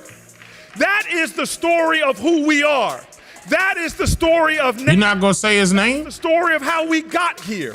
Voting rights in America did not happen because Strom Thurmond came to the Senate floor and said... All right. Type 14 if you believe him. Type 13 if you don't. 14 if you believe him. 13 if you don't. He ain't even say the person's name. You gave the elder some props. You ain't gonna say the elder name? I've seen the light. We didn't get suffrage because a whole bunch of people on the Senate floor put their hands in and says, okay, fellas, right to vote on 3, 1, 2. No. Every movement in America, from Mary Church Terrell to Fred Shuttlesworth, has always happened because of groups like this that organized for it, mobilized for it, stood for it, and fought for it. You were on the top of the hill trying to guide this country forward over the resistance often in Washington.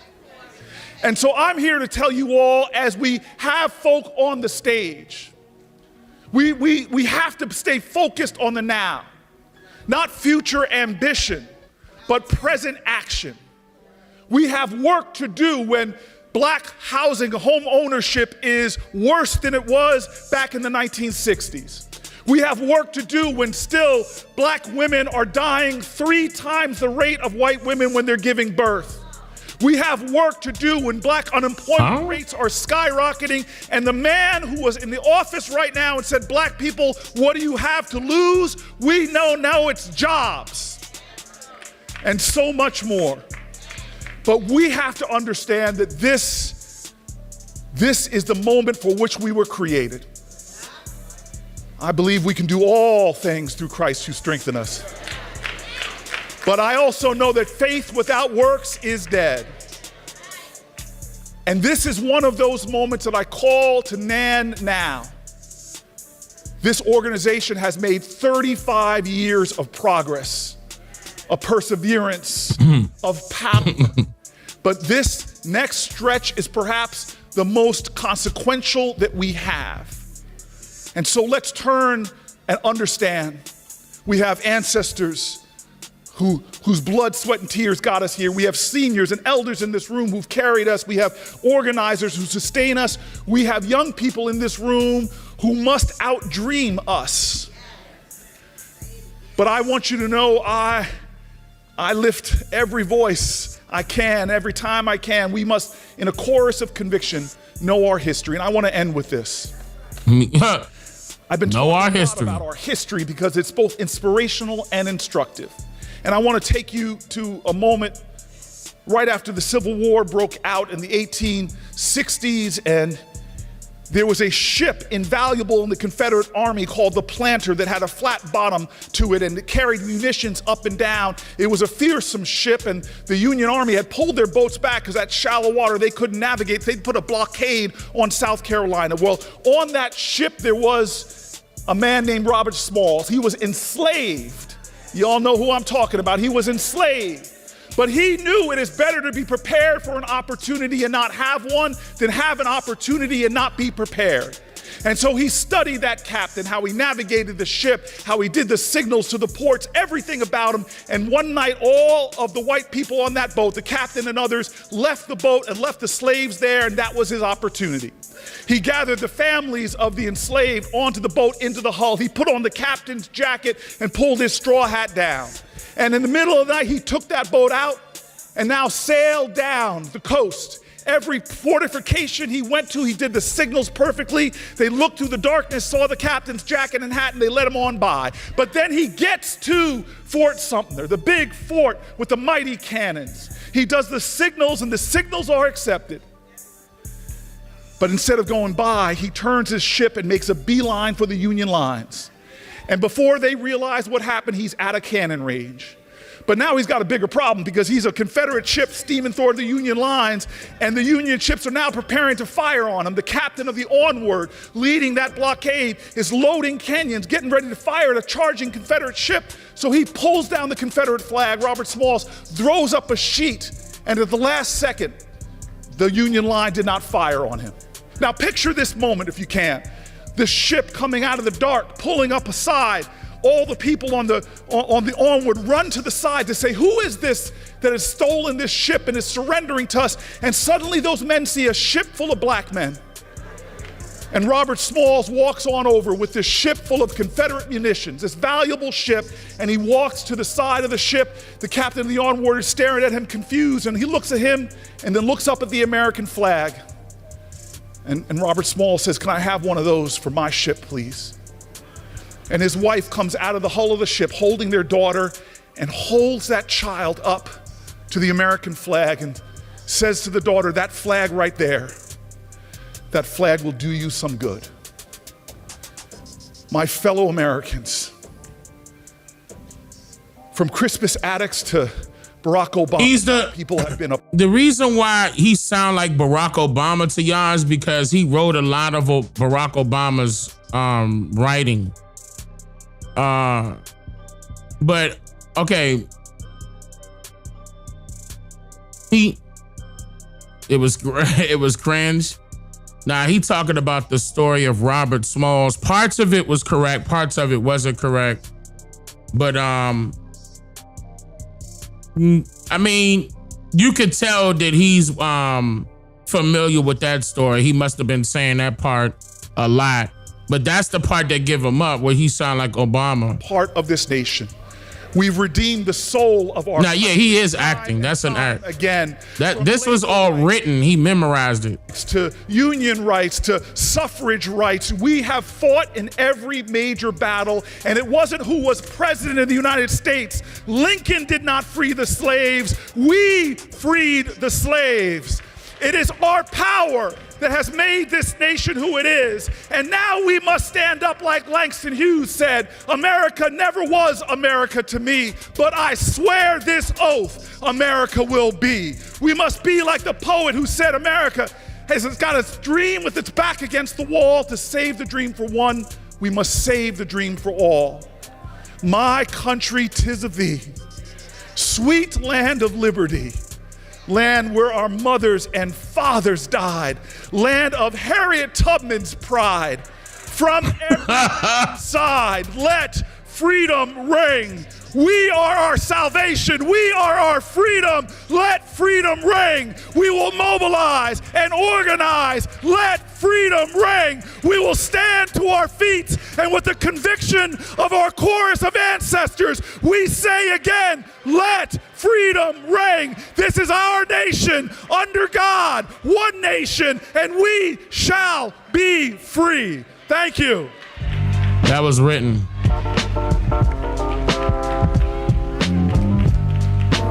Reverend Cory Booker. So he memorized that. I mean, you know, it's just gonna be, you know, some acting going on. That's all they gotta do to be a politician. Unwavering. And in most cases, reverends too. People. So can y'all just help me say thank you to Rev? Right after that. And Rev, you know, week hearing about the reality that they're going to try to steal this election, and we're not going to let them do it. As Susan Taylor would say, not on our watch. She got Africa earrings. And so that is critical. If The one thing we have to do right now is sound the alarm to our community to be prepared to vote. That means whatever passes, if you're in Florida, if you're in some of these other states, even I just left Michigan, where the state legislature is trying to pass a state version of quote unquote the SAVE Act, which would make it difficult for us to vote. So that is some of the things that I've been working on. Of course, through our Black Women's Roundtable, we're pushing our agenda, our policy agenda. Why can't our people just, do our women ever wear like a American earrings? Like an outline of North America? Throw some stones on it, make them some earrings. Ladies, would y'all rock that? I mean, cause how come our women got so comfortable with rocking the continent of Africa as an earring?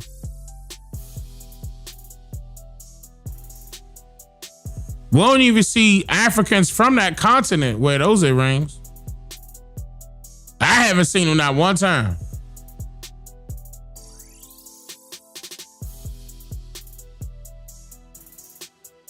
No matter who is in office, they work for us. And then the key thing for me in the next few months is driving it all the way home so we can take this country back that we built. Say we built. We built it. We're not going nowhere. That's right.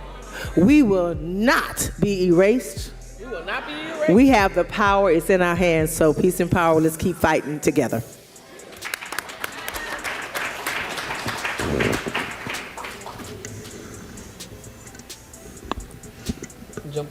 I guess I'm jumping right in. I'm Maya Wiley. I am the president and CEO of the Leadership Conference on Civil and Human Rights.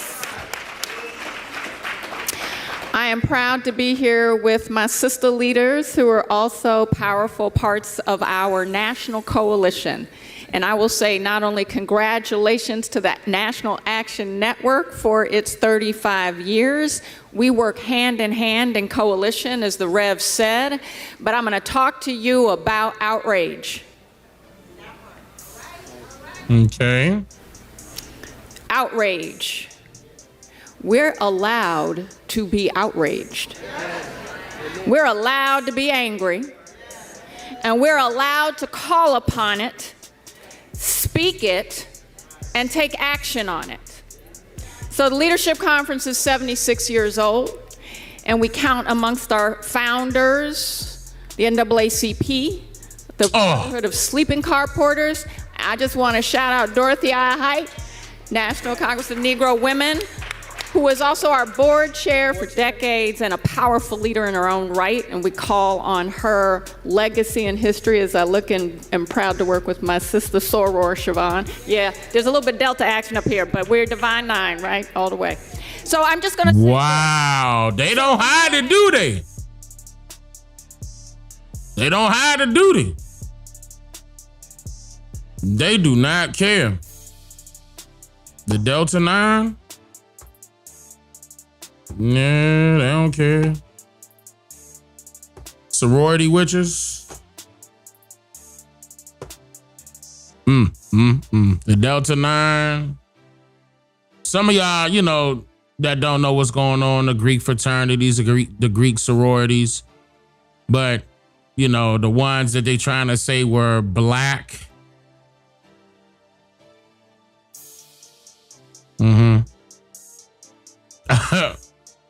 But they're all being controlled. These people ain't working in our favor. They just not. These people never worked in our favor. And notice how right before that, she said that they've been around for 76 years, working together to try to, what things have y'all done? Seriously. For 76 years, but we still complaining as if nothing got done. Because nothing got done. If 76 years, nothing got done, then what's the point of keep trying? Like, well, we gonna wait till we get to 100 years. All right, we tried it for 100 years, y'all. Now let's move on to something we haven't tried. Nah. asked to come here and talk about our partnership and how we lead together on priorities, I want to make it plain. We have power. Oh, really? We as black people have power. Okay. We as black people make choices. And we as black people take action. Right? National Action Network. So here's the thing. What our priority is protecting our power. Because what you have just heard from Melanie Campbell is about how they're coming to try to take it because we are powerful. But they're coming in, I'm going to say 3 ways we are prioritizing as a coalition of over 240 national organizations. We are prioritizing the right to vote. They're trying to lie to everybody and claim they're not trying to steal our rights to vote as they try to steal election, and we're making it plain. No, you can't. No, you won't. No, you don't. So where's the evidence of this? What's going to happen this week on that? Where's the evidence? Because y'all assuming that that's what their agenda is, to take the right to vote. But well, why? Like, well, okay, break that down. Y'all doing all of this, break it down. Here's the reason why. Look at this, look at that, look at this, look at that. How many of you, I know you all are working on it, but the SAVE Act, which should be called the Slave Act. Because when you have a master or a monarch, it's the same thing. And when you try that was DEI. They should not have the power to vote unless they can prove their citizenship when the state already proved it, and the Constitution gave the power to the state, and when at the same time they're coming for birthright citizenship. That ain't got nothing to do with us. Wait a minute. Okay, hold on. Let me. Citizenship is what black people won because we fought the Civil War, demanded the end of slavery, and insisted that we were citizens. That part. No, we were trying to insist that we were first-class citizens. That part, sister. We are citizens. We are citizens. Okay? What class?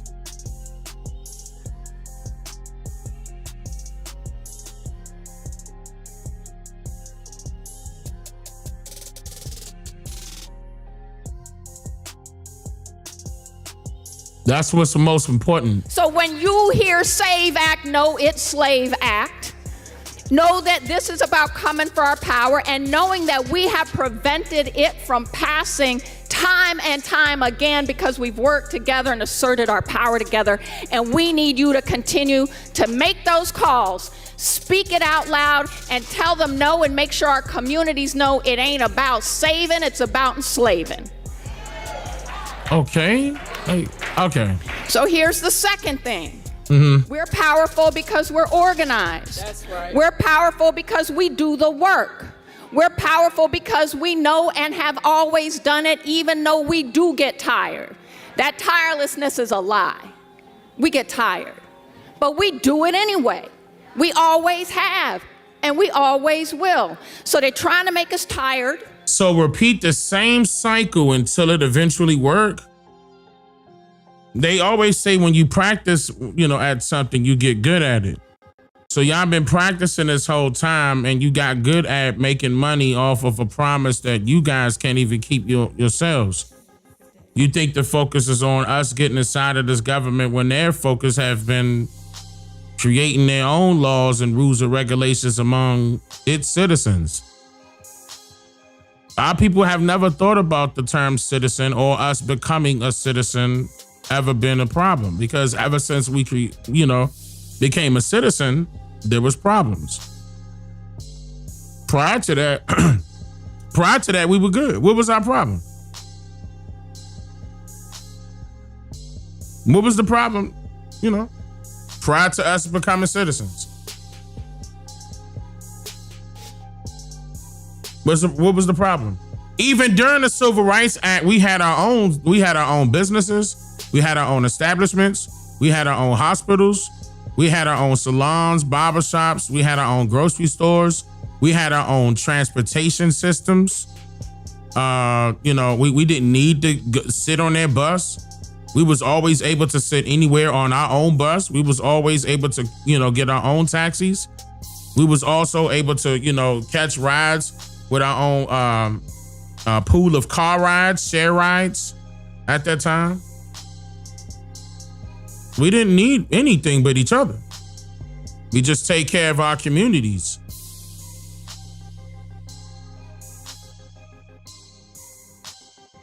Some of our people are unfamiliar with what happened to our people in the past.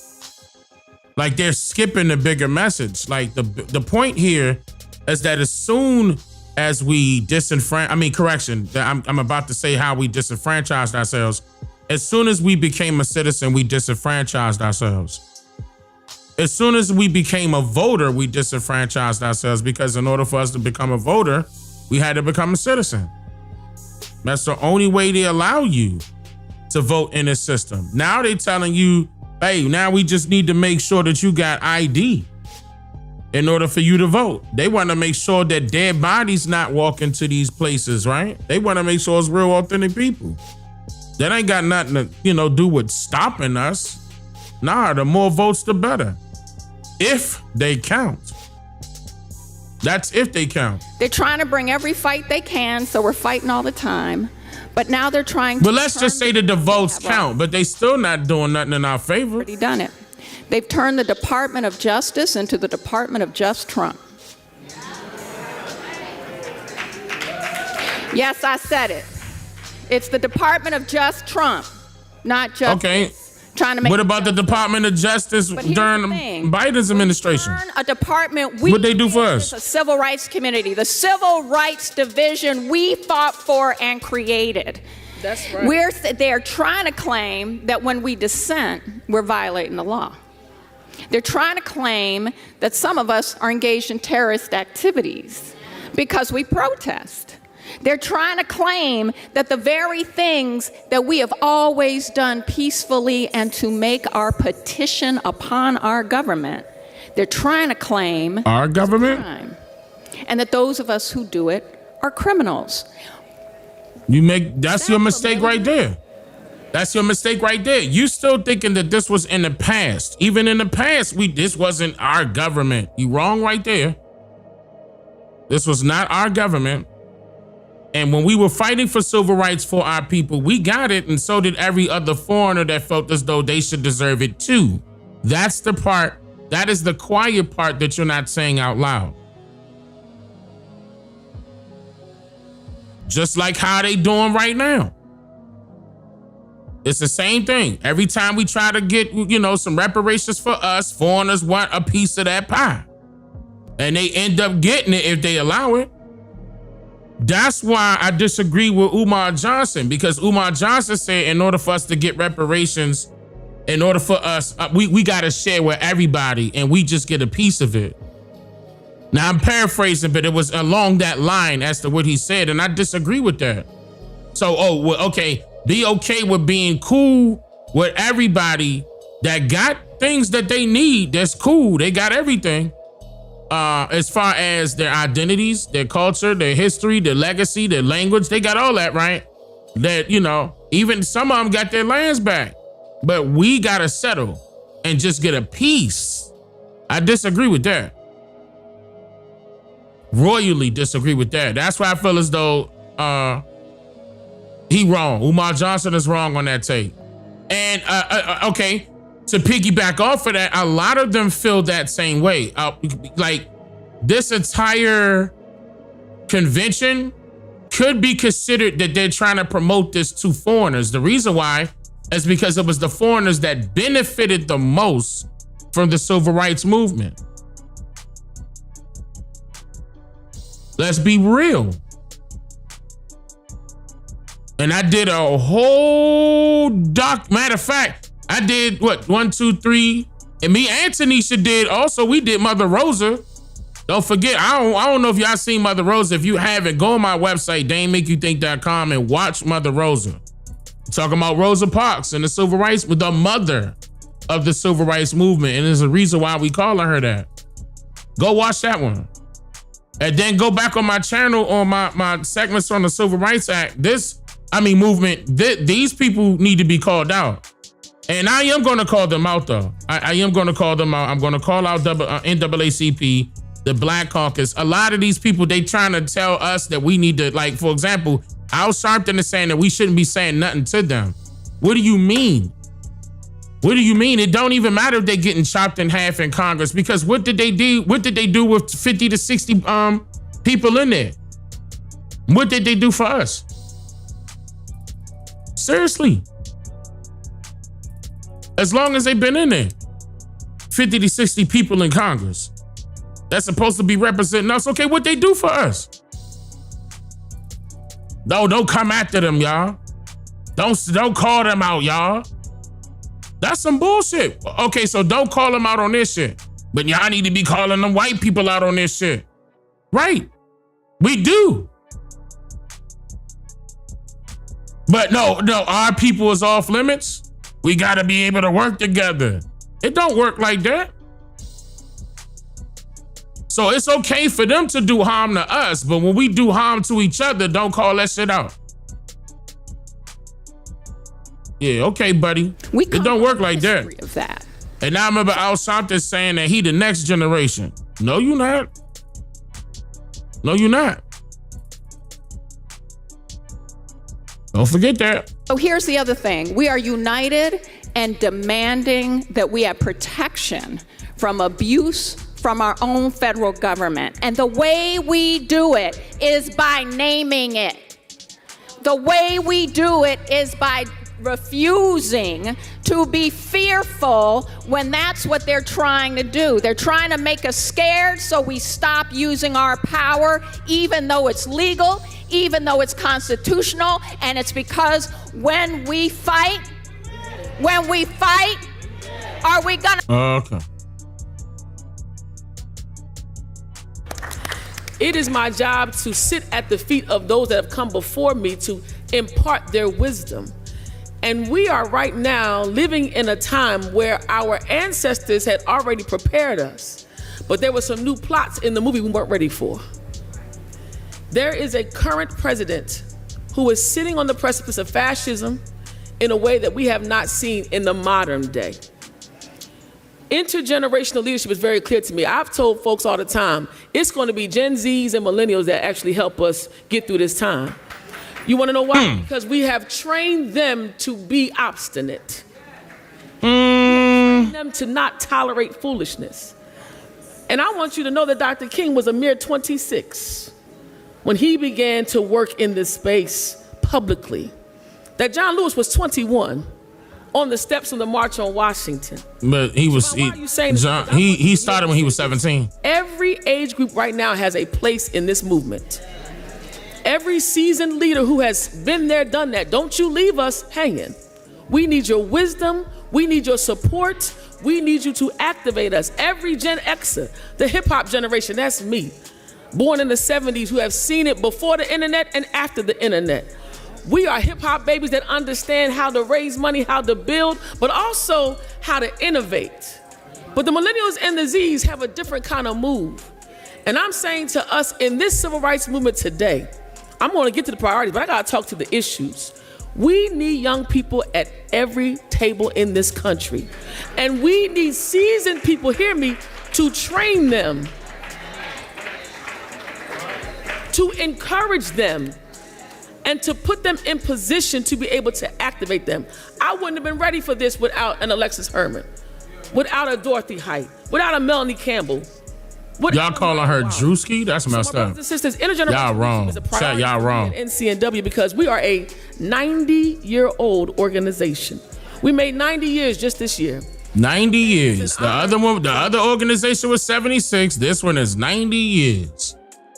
And we need the right people to educate the young people because we need them to, go in the same direction that we was going, which was right into a goddamn brick wall. What makes you think that with the young people want to hear something that y'all got going on for 90 years and ain't shit changed? That's bad advice. Next. I'm going to give you some quick little remarks this morning, and then I promise you. Okay, that's it. We ending there. We ended right there, bro. Ain't nowhere in the world, bro. Okay. Nah, but you know what? Nah, because I know people sick and tired of that. You know, they hearing the same old things over and over and over and over from, you know, our own people who are older than us. In some cases, those are the same, you know, the people are the same age. And so I'm not going to sit up there and say it's all people who are in their 50s, all people who are in their 60s, all people who are, it's not everybody. Okay, it's just not. But the great thing about it is that our people are moving away from this type of stuff, meaning like, I'm not saying move away from creating campaigns and creating organizations. I'm not talking about that. I'm talking about the way of thinking. That way of thinking as to the reason why all of this stuff is going on, and here's the solution. Let's just keep repeating the same solution that we came up with 90 years ago, and when as soon as it get to 100, it's gonna work. It don't work like that. It don't work like that. And what they saying, the millennials and the Gen Zs and the blah blah blah blah blah blah blah. Just know that the next gen is gonna be better for sure. And I'm proud of that. You know what I'm saying? Again, me personally, I didn't even know it was gonna move this fast. So I was like, damn, you know what I'm saying? I at least get to see this part right here where I'm seeing a lot of people waking up for real. That's why people were calling it the age of Aquarius when it comes to them seeking information and, you know, doing their research. And because I recognize that a lot of the people that were watching me and still watch me on YouTube right now were allowing their children to watch my content. And their children, when they 14, 15, when they first started the stuff like that, and now they in, you know, I'm making myself sound old here, but now they in their 20s, you know what I'm saying? And, you know, male and female, and they, you know, they thanking me, you know, my mother used to, you know, my mother put me on to you, and, you know, my father put me on to you. But that's good though, that I was reaching the youth. So I'm just gonna, you know, put that out there to let people know. I know a lot of y'all gonna say, nah, our youth is gone. No, don't put that negative affirmation out there. Our youth is ready. You know, again, and one thing I gotta agree with that lady with is the fact that they need the right people to teach them. Okay, not these type people right here that's been doing this for 90 years and nothing worked. Okay, not that. Okay, one they said 76 for the, I forgot the numbers now, but y'all heard it. Y'all heard that during the live stream. If y'all ready for the change, we can make it happen. Shout out to Hip Hop Music, been a member for 33 months in a row. Brandy, thank you for becoming a member. Fred Hampton, been a member for 54 months in a row. You said Aboriginal American Indian. Shout out to Todd for the gifted. I'm surprised I didn't see this. I apologize, Todd, but thank you for the gifted. Ace Bone Cone, been a member for 65 months in a row. OCO Ace. How you been, brother? Poe, what up? Poe 1, 28 months in a row. He said it's up. Okay, I see it now. It's up, yeah, absolutely. And then Levante been a member for 45 months in a row. What up, Levante? He said, we in here like we never left. They thought we wouldn't find out. They thought we were oblivious. Nah, we here, we been here, and we not leaving. We are the American Indian. I agree with that, Levante, 100%, man. 100%. Yeah, they thought they killed our ancestors or got rid of our ancestors, and that was it. Like we wouldn't spring back up. Like we wouldn't, you know, wake up to their bullshit. That same old program, you gonna call it out automatically. You gonna know it's the same old program. You could call it out. You be like, nah, I'm not falling for that gimmick no more, man. Y'all been doing this for so long, and y'all can see it. How long they been doing it for? Christina, thank you for the Cash App. I appreciate that. You said God bless you. I appreciate that, Christina. Mav Deuce, been a member for 36 months in a row. OCO Mav Deuce. How you? Ether 8, been a member for 28 months in a row. I appreciate that. Shout out to the new subscribers coming through too. I appreciate that, y'all. We probably go pick this up a little earlier when I go tomorrow. I'm gonna go live again tomorrow, but I'm gonna try my hardest to make it earlier. And it's gonna be on a similar topic, so it's gonna be like a part 2-ish, because there was more stuff I wanted to get into, but here it is already, 1 o'clock Eastern time for some of y'all.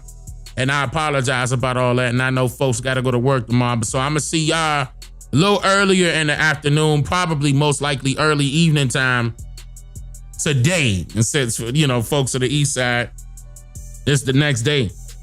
I appreciate that I appreciate everybody hitting that like button. And if you can, and if you haven't already, I strongly suggest that you subscribe to the channel. We got more new stuff coming up right around the corner. Like you're gonna see it in a matter of days. You're gonna see what I'm talking about. We're gonna have fun. We're gonna still keep everything educational. I'm still trying to teach my people. We getting over the hump though. Some great things is happening. I'm so proud that my people are speaking up and not holding nothing back. They're even getting on camera with it now. That's what's necessary.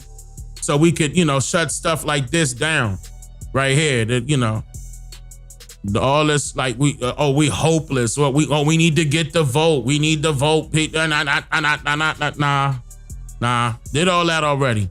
None of that stuff changed anything, and we know that historically. We know that historically speaking, civil rights movement been around for a little minute, and then all these other, so-called organizations sprung up from that civil rights movement, and whatchamacallit was one of them. Al Sharpton was one of them. This Nan is one of them. And nothing got done, but yeah, definitely they getting paid from it. Whatever. It is what it is. You said pack it, Kevin Hart and Drewski up out of here. Yeah, absolutely. We got next. Yeah, it's that time. Yeah, man. They made all these promises for years, y'all. Talking about something, yeah, vote gonna count. No. We need your vote. Here, we go get, and you always dangle reparations in your face. I know why people tired of that shit. They not falling for it no more. They not falling for it. But I'm gonna see y'all later on this evening. Y'all take care. I appreciate that, y'all. Seriously. I love y'all. Wado. OCO, free thinkers. I make you think, yeah. I make you think, I make you think, yeah. I make you think, yeah. I made you think, yeah. I made you think, I make you think, yeah.